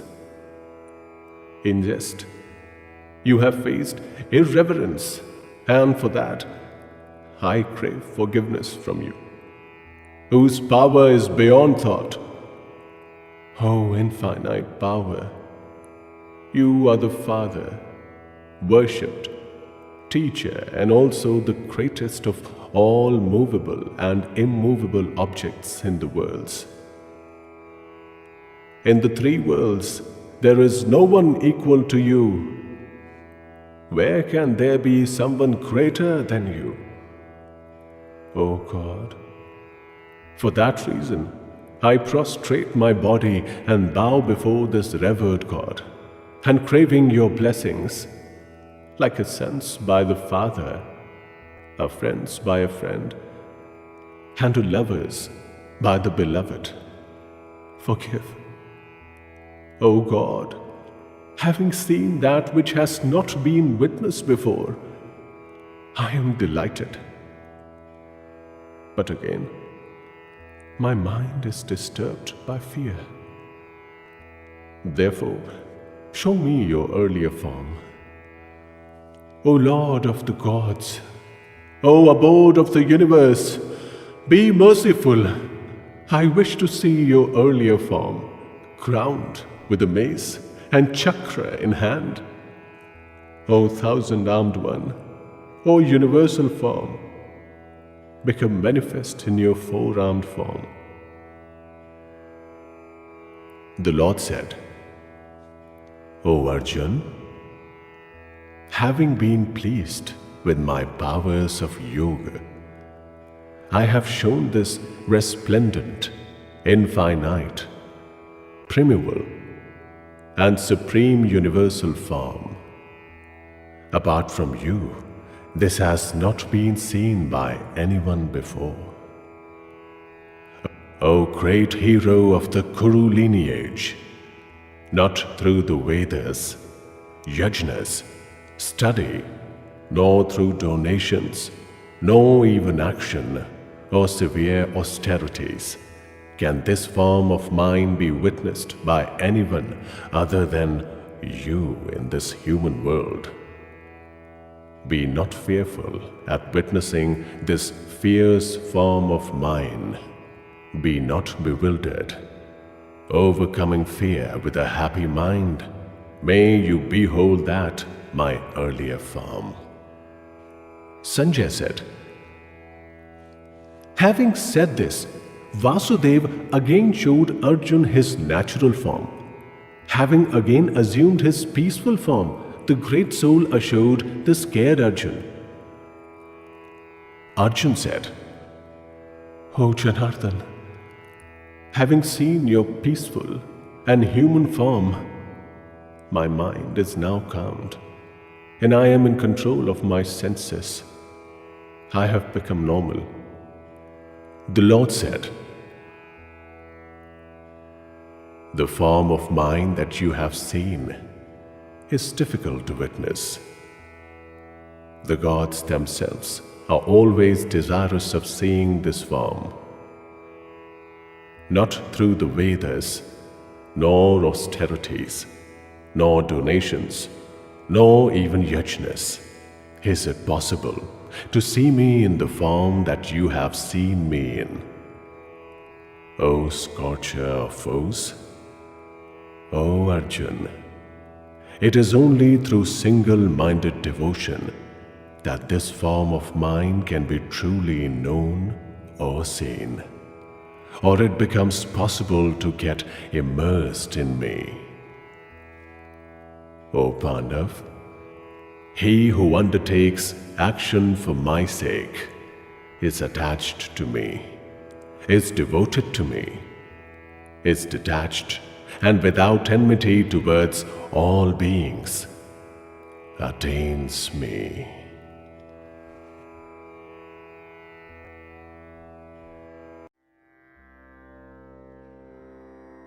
SHRIMAD BHAGAVAD GITA, Chapter 12. Arjun said, in this way, there are devotees who are always immersed in you and worship you, and there are those who think of the unmanifest and the indestructible. Who among these is the best yogi? The Lord said, those who worship me with minds fixed on me, always united in me with supreme devotion. In my view, they are the best yogis. But those who worship the indestructible, indescribable, unmanifest, omnipresent, unthinkable, original, immovable and constant, controlling properly the senses and looking upon everything equally, acting for the welfare of all beings, they only attain me. Those who wish to immerse their minds in the unmanifest find it more difficult, because those who possess bodies attain the goal of the unmanifest with great perseverance. O Parth, those who offer all action to me are devoted to me, and with single-minded yoga meditate on me and worship me with minds rendered unto me. I become swiftly their rescuer from this mortal world that is like an ocean. Establish your mind in me alone. Fix your intellect on me. After that, there is no doubt that you will live with me alone. O Dhananjay, if you cannot steady your mind and fix it on me, then practice yoga and wish to attain me. If you don't succeed in the practice, then do only my deeds. Even if you do acts for my pleasure, you attain liberation. If, however, you are unable to perform these deeds also, then control your mind, give up attachment to the fruits of all action, and seek refuge in the yoga that is mine. Knowledge is superior to practice. Meditation is superior to knowledge. Giving up attachment to the fruits of action is superior to meditation. After renunciation, tranquility is attained. He who has no hatred for all beings is friendly and also displays compassion, is without sense of ego, without pride, regards happiness and unhappiness in the same way, and is forgiving, is always satisfied, a yogi, and controlled in mind, firm in resolution, and with mind and intellect immersed in me. Such a devotee of mine is dear to me. He from whom other people are not disturbed, and he who is not disturbed by other people, and he who is free from delight, dissatisfaction, fear and concern, is dear to me. Without desire, pure, enterprising, neutral, without pain, and one who has renounced all fruit. Such a devotee is dear to me. He who is not delighted, nor hates, he who does not sorrow, nor desires, he who has given up good and evil, such a devotee is dear to me. Equal between friend and enemy, and respect and insult. Equal between cold and warmth, happiness and unhappiness, and without all attachments, like between criticism and praise, restrained in speech, satisfied with whatever is obtained, without habitation and controlled in mind. Such a devoted man is dear to me. Those who are devoted and look upon me as the supreme goal and worship according to this immortal dharma, such devotees are extremely dear to me.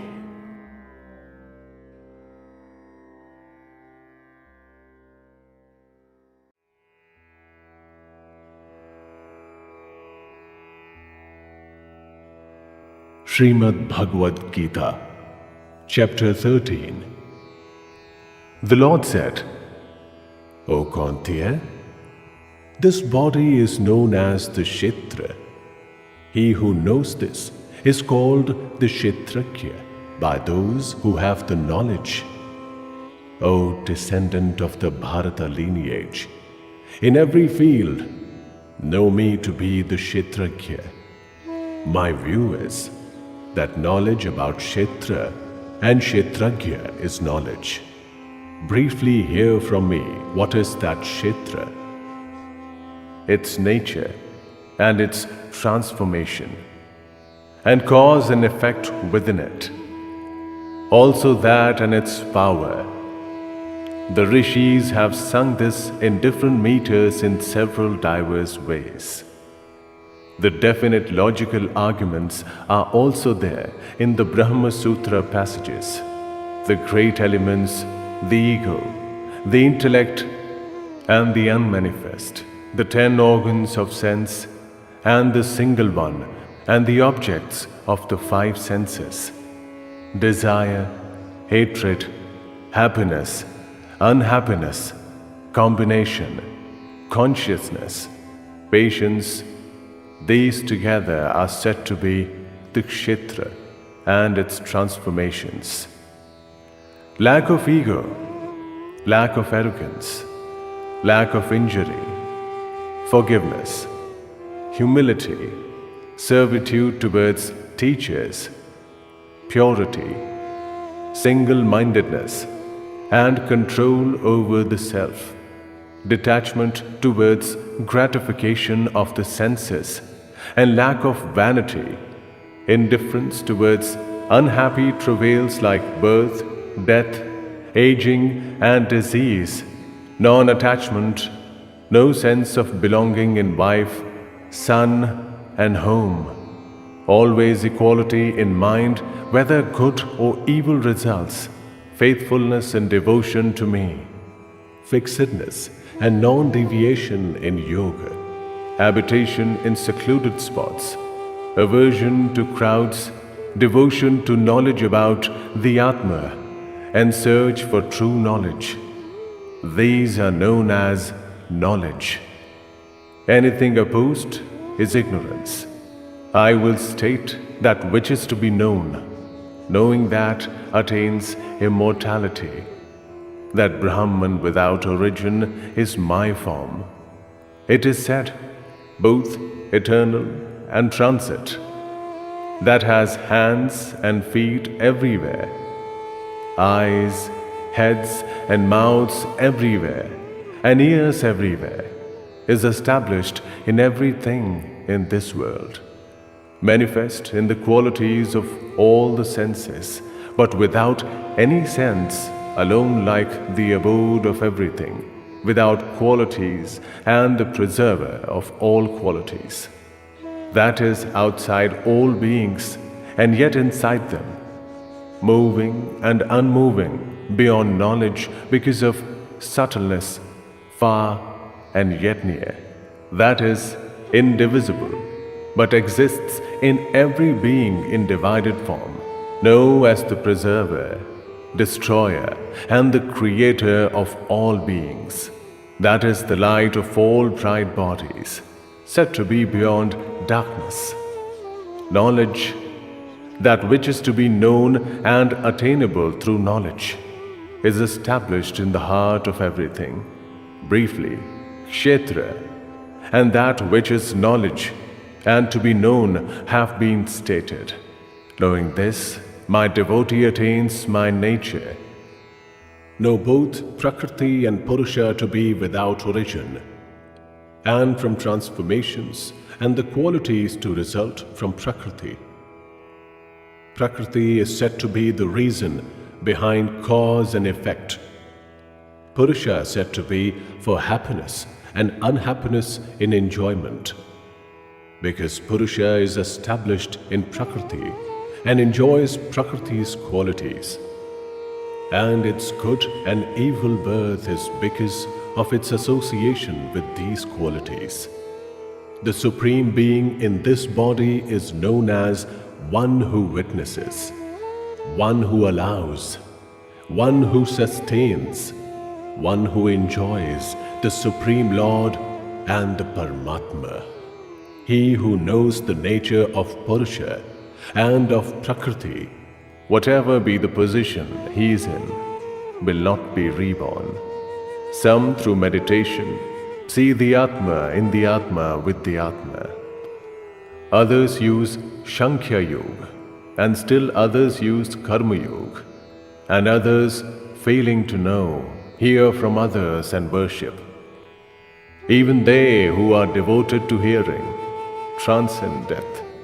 O best of the Bharata lineage, whatever movable and immovable objects are created, know them to result from the link between Kshetra and Kshetraj.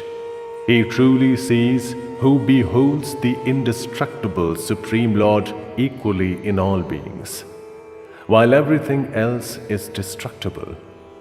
He who sees the great Lord equally established in everything, he doesn't kill the Atma with the Atma, and therefore attains supreme liberation. He who perceives all action as being performed by Prakriti and the Atma as a non-agent, he truly beholds. When he sees the different aspects of beings as established in one, and also everything manifested from there, he attains the Brahman. O Kantya, because it is without origin and without qualities, this Paramatma is unchanging, and although based in the body, does nothing. It is not attached, as the sky that is everywhere is not attached because of its subtlety. Like that, the Atma is not attached, though it is in every body. O descendant of the Bharata lineage, just as a single sun lights up the entire world, like that, a single Kshetri lights up all Kshetras, those who, through their eyes of knowledge, know the difference between Kshetra and Kshetragya in this way, and freedom from beings and Prakriti, they attain the supreme goal.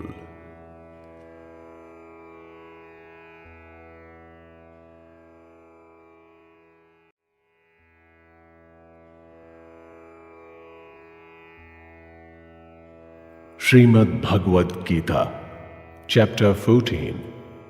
The Lord said, I am again starting the excellent and supreme out of all types of knowledge, knowing that all the sages are freed from this and attain supreme liberation, seeking refuge in this knowledge and attaining my true nature. They are not born at the time of creation, nor suffer at the time of destruction. O descendant of the Bharata lineage, the great Brahman is my womb. Into that I place the seed, and from that all the beings are created. O Kantya, the different forms that are created in all wombs, the great Brahman is like their mother, and I am the father who provides the seed. O mighty armed one, the qualities Sattva, Raja and Tama generated from nature bind the indestructible Atma in the body. O sinless one, among these, Sattva is shining because it is pure and without sin, but ties down the Atma because of attachment to happiness and knowledge. O Kantya, know Raja to be based on desire and the origin of thirst and attachment, that binds the Atma firmly because of attachment to action. O descendant of the Bharata lineage, know Tama to be born from ignorance and the source of delusion in every being, that binds firmly through error, sloth and sleep. O descendant of the Bharata lineage, Sattva attaches to happiness and Raja attaches to action. Tama veils knowledge and attaches to errors.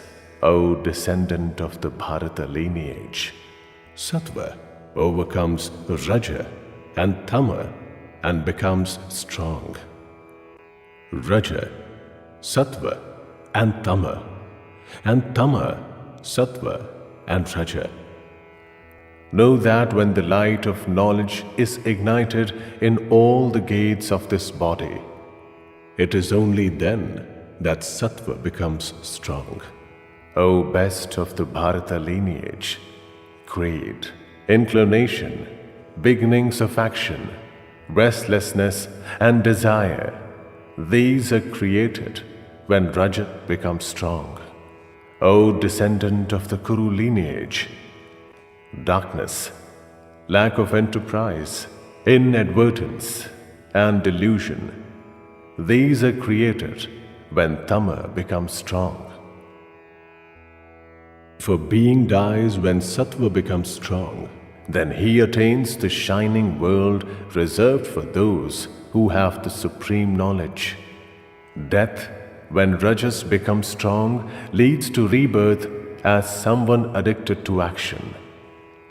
And death, when Tama, leads to rebirth as subhuman species.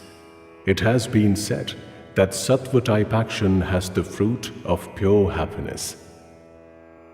Raja type has the fruit of unhappiness, and Tama type has the fruit of ignorance. From Sattva, wisdom results, and from Raja, greed, and from Tama, only inadvertence, delusion, and ignorance result. Those with a preponderance of sattva ascend above. Those with raja stay in the middle. Those with despicable tama qualities descend below. When the seer doesn't see any agent other than the qualities and knows that which is beyond the qualities, he attains my nature. When the being transcends the three qualities that are the origin of the body, he attains immortality, free from birth, death, old age, and unhappiness. Arjun said, "O Lord, from what signs does one know who has transcended? What is his conduct, and how does he transcend these three qualities?" The Lord said, "O Pandav, he who is engaged in knowledge and inclination and delusion, and yet does not hate, nor desire if these are withdrawn, he is established in indifference, and the qualities don't disturb him. Knowing the action of the qualities to be of this form, he is steady and doesn't waver, equal between happiness and unhappiness, established in himself, equal between earth, stone, and gold, similar in treatment of the loved and the hated, tranquil, similar between praise and censure, he who treats respect and insult alike, friend and enemy alike, and discards all beginnings of action, he is said to have transcended the qualities. He who worships me single-mindedly and with unwavering devotion, he transcends these qualities and is worthy of attaining the state of the Brahman, because I am the embodiment of the Brahman, indestructible, immortal, and also of eternal dharma and absolute bliss."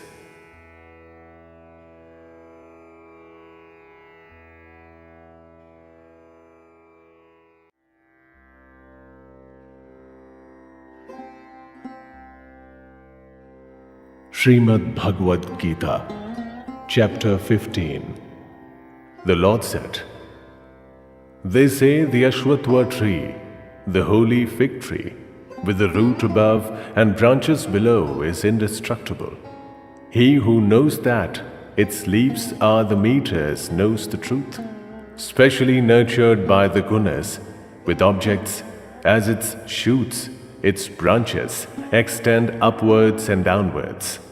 In the world of men, its rootlings stretch downwards, the cause of action. In this form is nor felt, nor the end, nor the beginning, nor even its establishment, slicing the thick root of the Ashwatthava with the weapon of firm detachment. Thereafter, one must seek that goal, the attainment of which means no return, stating, 'I seek refuge in that original being.'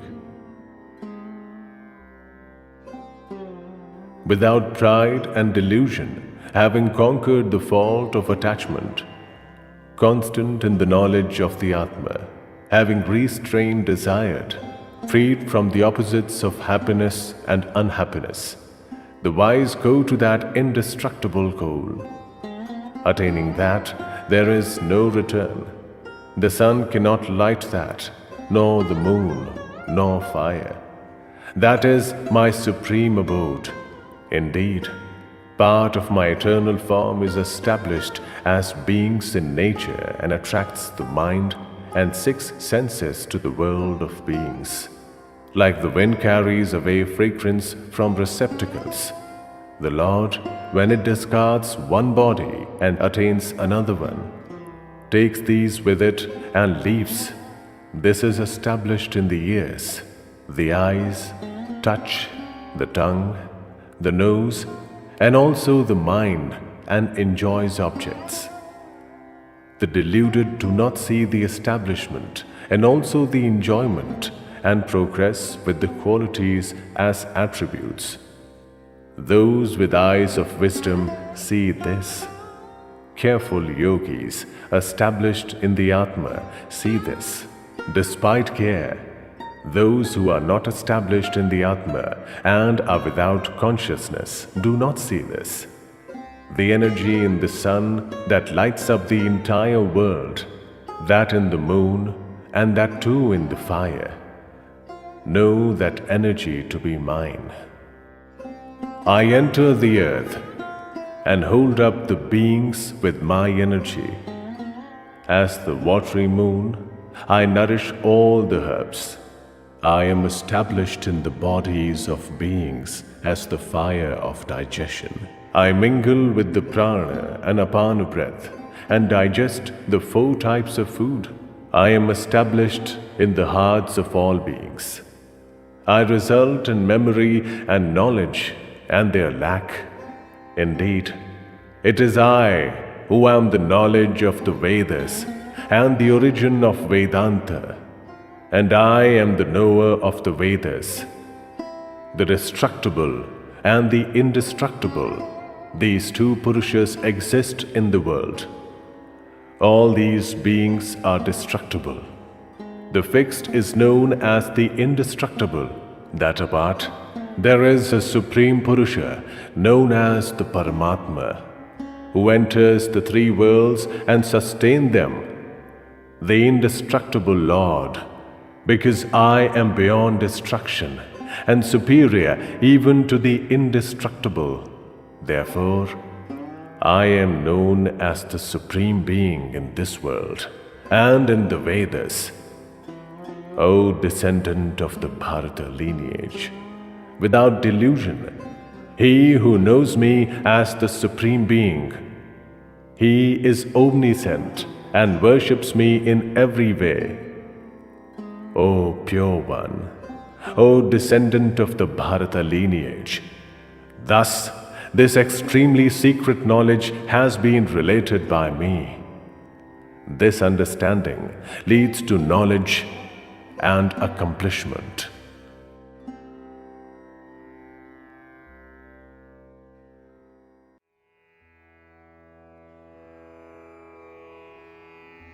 SHRIMAD BHAGAVAD GITA, Chapter 16.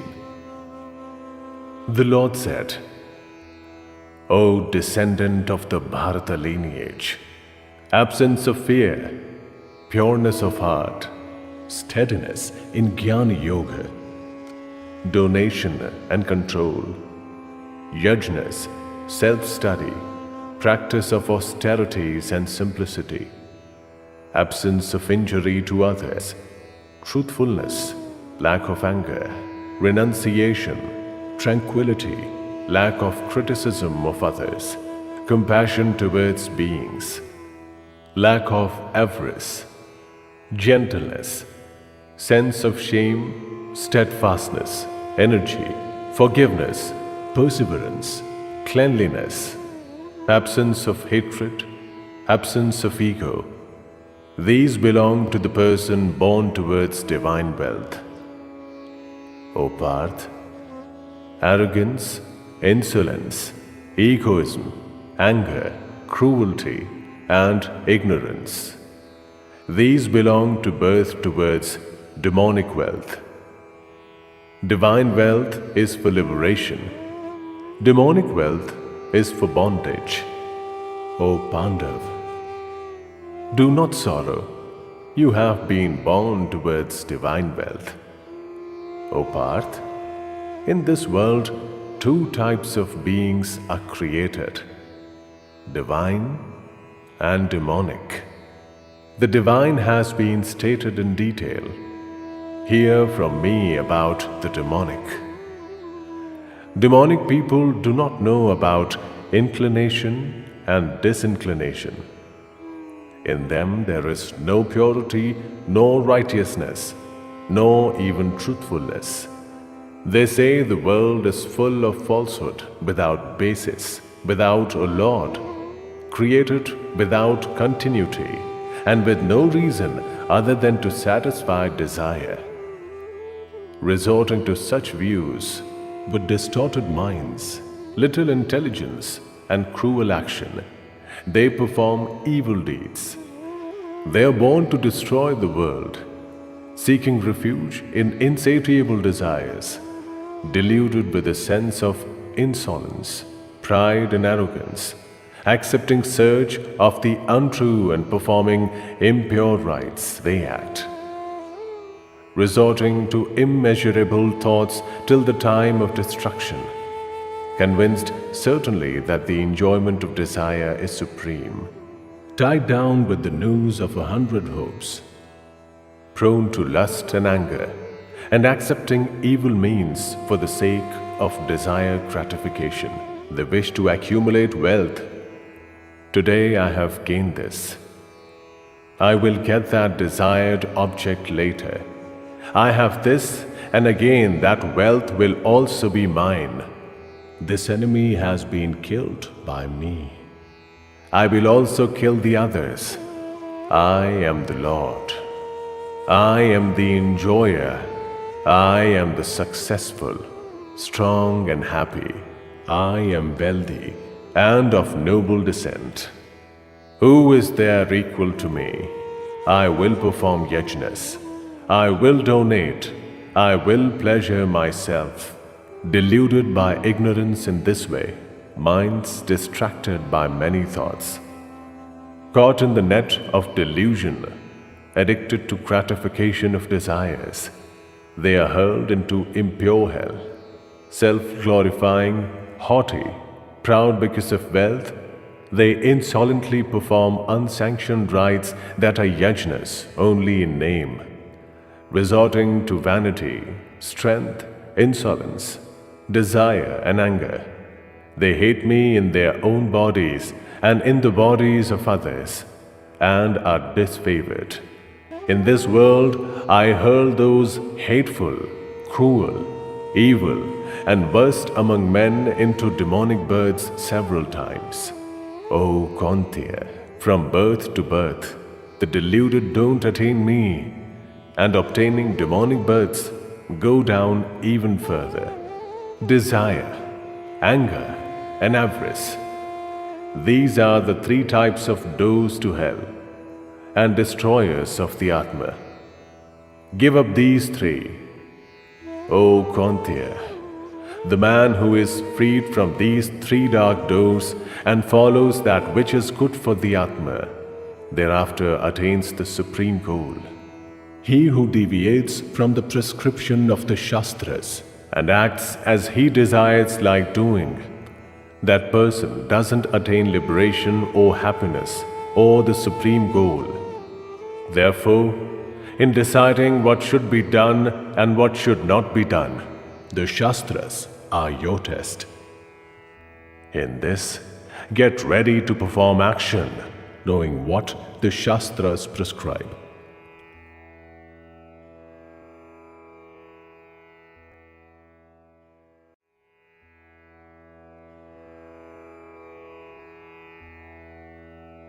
SHRIMAD BHAGAVAD GITA, Chapter 17. Arjun said, Those who discard the prescriptions of the Shastras but worship with recourse to faith, what is their devotion like? Is it Sattva, Raja or Tama? The Lord said, according to their nature, people show three kinds of faith: Sattva type, Raja type, and Tama type. Listen to this, O descendant of the Bharata lineage. Everyone's faith follows his inner nature. This being is full of faith. The kind of faith one has makes the person. Those of the Sattva type worship the gods. Those of Raja type, Yakshas and Rakshas. The others of the Tama type worship ghosts and devils. Those who perform terrible austerities not sanctioned by the Shastras, full of insolence and ego, deriving strength from desire and attachment, devoid of consciousness, torture the elements in the body and also me inside the body. Know them to be driven by demonic resolution. the favored food of all is of three types, and so too sacrifice, meditation, and donations. Listen to the distinction between these. The sattva type favor food that increases life expectancy, vitality, strength, freedom from disease, happiness, and joy, tasty, oily, nourishing, and pleasant. The Raja type favor food that is extremely spicy, acidic, salty, hot, pungent, dry, and burning, increasing unhappiness, sorrow, and disease. The Tama type favor food cooked a long time ago, no longer succulent, and with a bad smell, stale, and tasted by others, impure. The sacrifices performed according to prescribed rites, pacifying the mind, without attachment to fruits, and only because such sacrifices ought to be performed, are of the sattva type, O best of the Bharata lineage. But no, sacrifices performed in search of fruits, or indeed because of insolence, to be of the Raja type. Sacrifices without following prescribed rites, without donating food, without mantras, without donations, and without faith, are said to be of the Tama type. Worship of gods, brahmanas, teachers and the wise, purity, simplicity, brahmacharya, and non-violence, these are known as physical austerities. Not uttering words that leads to anxiety, speaking the truth, and that which is pleasant and leads to welfare, and self-study, these are known as verbal austerities. Tranquility of mind, lack of cruelty, reserve in speech, control of one's self, purity in attitude. All these are known as mental austerities. These three types of austerities performed single-mindedly by men, without attachment to fruits, and with supreme faith, are said to be of the sattva type. Austerities performed with the objective of obtaining praise, respect, or worship, and based on insolence, are said to be of the Raja type, and in this are temporary and uncertain. Austerities performed on the basis of delusion, resulting in the oppression of oneself or undertaken to destroy others, are said to be of the Tama type. Alms donated for the sake of donation to those who have not benefited the donor and based on place, time, and subject are said to be of the sattva type. But donations for the sake of return favors or for the fruits or given unwillingly are said to be of the Raja type. Donations in the wrong place, at the wrong time, and to the wrong subject, given without respect and disdainfully, are said to be of the Tama type. Om Tat Sat. In these three ways, the Brahman has been described in the sacred texts. From this, in the past, Brahmanas and the Vedas and Yajnas have been created. Therefore, according to prescribed rites, sacrifices, donations, and austerities by those who are learned in the Brahman are always undertaken after uttering Om. Those who desire liberation give up desire for fruits and undertake sacrifices, donations, and austerities after uttering Tat. O Parth, Sat is used to signify existence and superiority, and the word Sat is also used for auspicious acts. Steadfastness in sacrifices, donations, and austerities is known as Sat. An action performed towards those ends is also indeed known as Sat. O Parth, sacrifices, donations, and austerities, and any other action undertaken without faith are known as the opposite of Sat. With nothing in this world awe in the afterworld.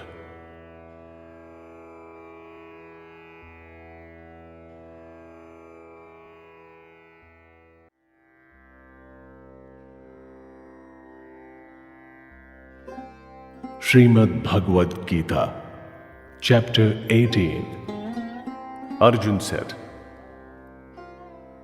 O mighty armed one, O Rishikesh, O slayer of Keshi, I wish to separately understand the essence of renunciation and relinquishing.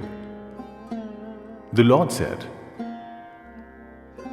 the wise know the relinquishing of action that satisfies desires as sannyas. The discriminating call the relinquishing of the fruits of all action, tyaga. Some learned people say that all action is associated with evil and should be relinquished. Some others say that action like sacrifices, donations, and austerities should not be relinquished. O Supreme among the Bharata lineage, listen to my decided views about that relinquishing. O Tiger among men, it has been said that relinquishing is of three types: sacrifices, donations, and austerities are not to be relinquished. Those actions certainly have to be performed, because sacrifices, donations, and austerities purify the hearts of the learned. O Parth, but even these actions should be performed through relinquishing attachment and fruits. That is my decided and supreme view. It is not advisable to renounce indicated action. Discarding this through delusion is known as tamatype. He who relinquishes action because action leads to discomfort and requires physical exertion performs rajatype relinquishing. He doesn't receive the fruits from relinquishing. O Arjun, sattva-type relinquishing is known as that where attachment and fruits are relinquished, an action is performed only because it is indicated action. Immersed in the sattva quality, steady in learning and without doubt, the relinquisher doesn't hate disagreeable action and become addicted to agreeable action. He who possesses a body cannot give up action in its entirety, because he relinquishes fruits of action. He is known as a true relinquisher. Those who don't relinquish face three types of fruits of their action in the afterworld: bad, good, and mixed. But sannyasis don't. O mighty armed one, in the sacred texts, 5 reasons are described in support of performing all action. Hear these from me. The abode and also the agent, different types of instruments and different and various types of endeavor, and the 5th is the divine. Whatever action, appropriate or inappropriate, a man begins through the body, the mind, and speech, is caused by these 5. Although this is the state of affairs, he who thinks of the Absolute Atma as the agent, his intelligence is unrefined, and that ignorant person doesn't see. He who has no sense of ego and whose intelligence is unattached, even if he slays all these people, doesn't really kill and is not tied down. Knowledge, that which can be known, and the knower are the 3 impetuses behind action. The action, the instrument, and the agent form the base for action. According to qualities, Three types of differences in knowledge and action, and the agent are described in Shankhya. Listen properly to that too. That which is in all beings, in differentiated form, sees the undifferentiated and indestructible substance. Know that to be sattva type knowledge. But the knowledge through which one sees in all beings, in differentiated form, differentiated and separate substances, know that to be raja type knowledge. But that which is attached to a single action is illogical, trivial, and without true knowledge. That is known as tama type. Action where fruits have been relinquished without attachment, without love or hate, performed only because it is indicated, is known as sattva type. Again, action undertaken with great difficulty by those with desire for fruits or with a sense of ego is known as raja type. Action begun under delusion, without consideration of consequences, destruction, injury, and one's own capabilities, is known as tama type. An agent who is without attachment, without sense of ego, patient and enthusiastic, equal in attitude towards success and failure, is known as sattva type. An agent who is attached, desirous of fruits of action, avaricious, injurious, impure, and swayed by joy and sorrow, is known as raja type. An agent who is not steady, vulgar, insolent, fraudulent, disrespectful, lazy, despondent, and procrastinating is known as tama type. O Dhananjay, according to quality of intellect and perseverance, there are three types of differences. Listen to what is being said, separately and comprehensively. O Parth, the intellect that knows inclination and disinclination, right action and wrong, fear and freedom from fear, bondage and liberation, is sattva type. O Parth, the intellect through which one does not correctly understand dharma and adharma and right action and wrong, is raja type. O Parth, the intellect through which one thinks evil action is righteous and in every way thinks the opposite, shrouded in ignorance, that is tama type. O Parth, the perseverance through which one uses unwavering yoga to focus the functions of the mind, the breath of life and the senses, that perseverance is sattva type. O Parth, O Arjun, the perseverance through which dharma, artha and kama are sought and according to the area fruits desired is known as raja type. O Parth, the perseverance through which the misguided person doesn't discard dreaming, fear, sorrow, despondency and ego is known as tama type.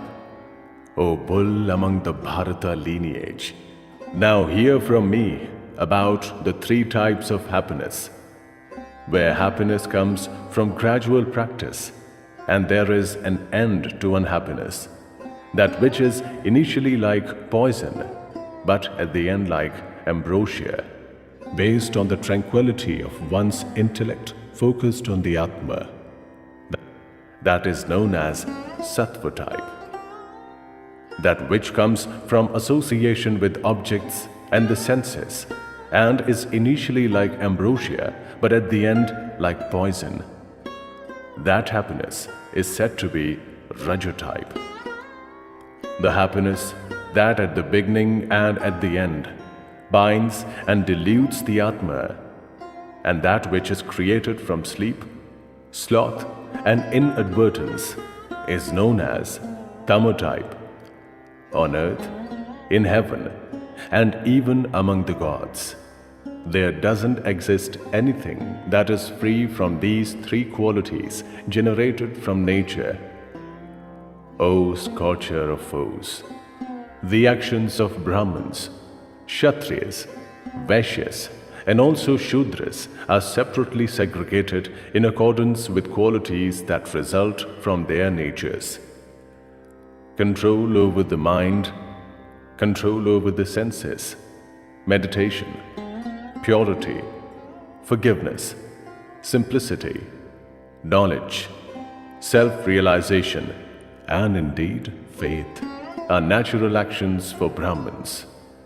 Valor, bravery, perseverance, dexterity, willingness to fight, generosity, and capacity to rule are natural actions for Kshatriyas.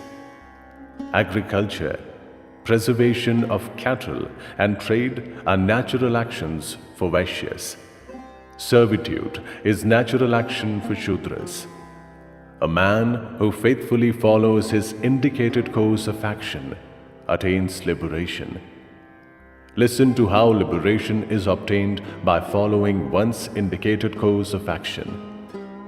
Through his own action, man obtains liberation by worshipping him who is the origin of beings and their endeavor, and him who pervades all this.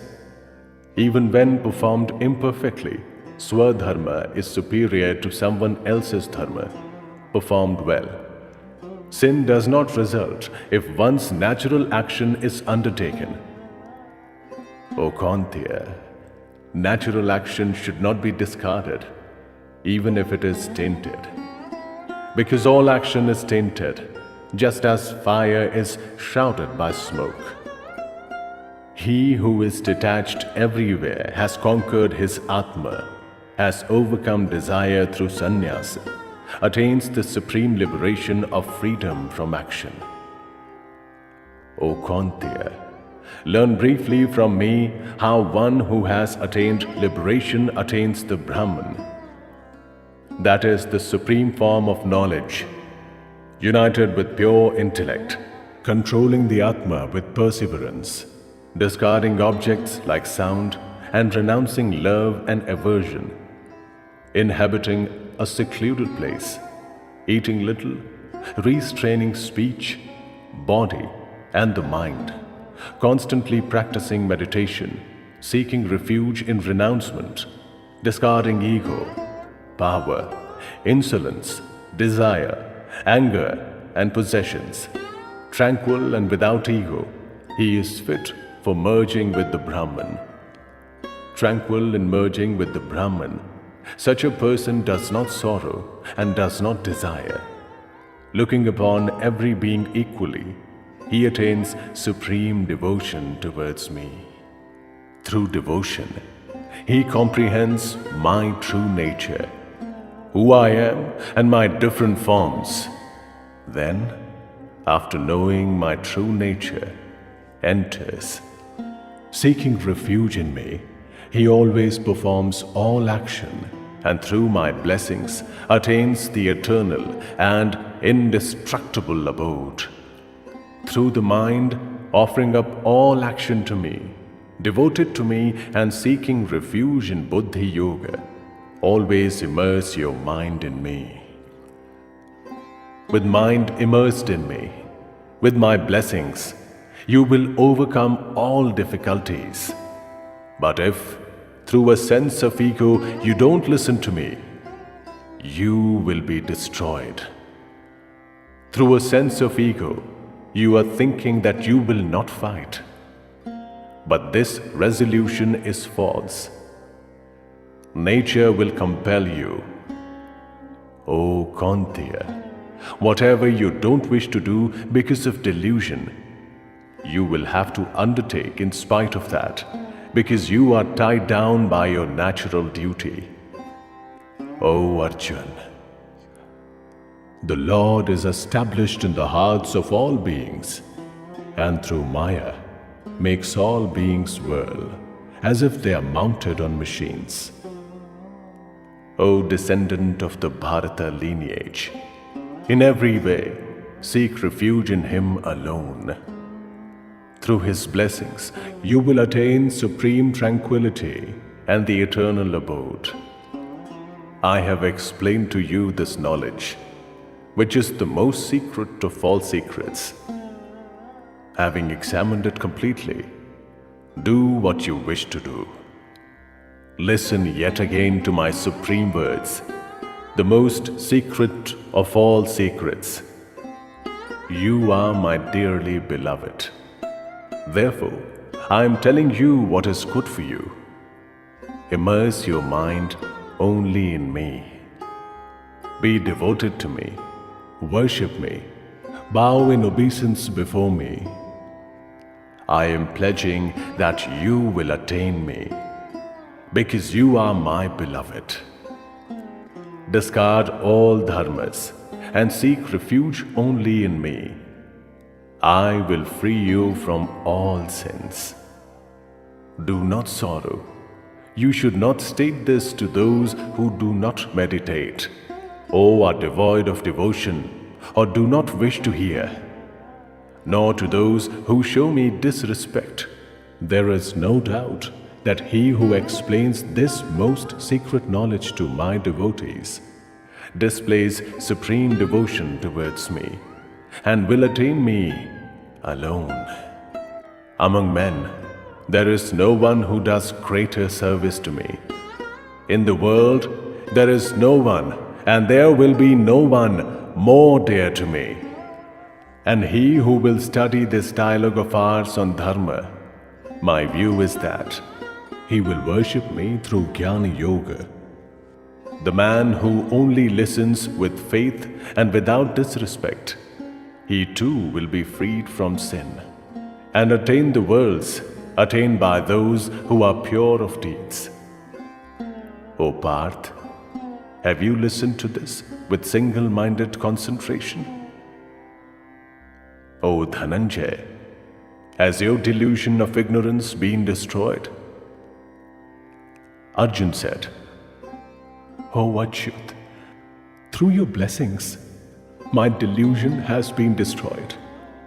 I have obtained knowledge about what should be done and what shouldn't be done. I am steady. I no longer suffer from doubt. I will do what you instruct. Sanjay said, I have thus heard this wonderful and thrilling dialogue between the great souls Vasudev and Parth. Through the blessings of Vyas, I have heard the supreme and secret yoga directly from Krishna, the Lord of all yoga, when he stated it. O King, remembering again and again this sacred and wonderful dialogue between Keshav and Arjun, I have repeatedly been exhilarated. O King, remembering that extremely wonderful universal form of Hari, I am greatly amazed and repeatedly exhilarated. Wherever there is Krishna, the Lord of Yoga, and Arjun, the wielder of the bow, exist prosperity, victory, increase in wealth, and sound policy. That is my conviction.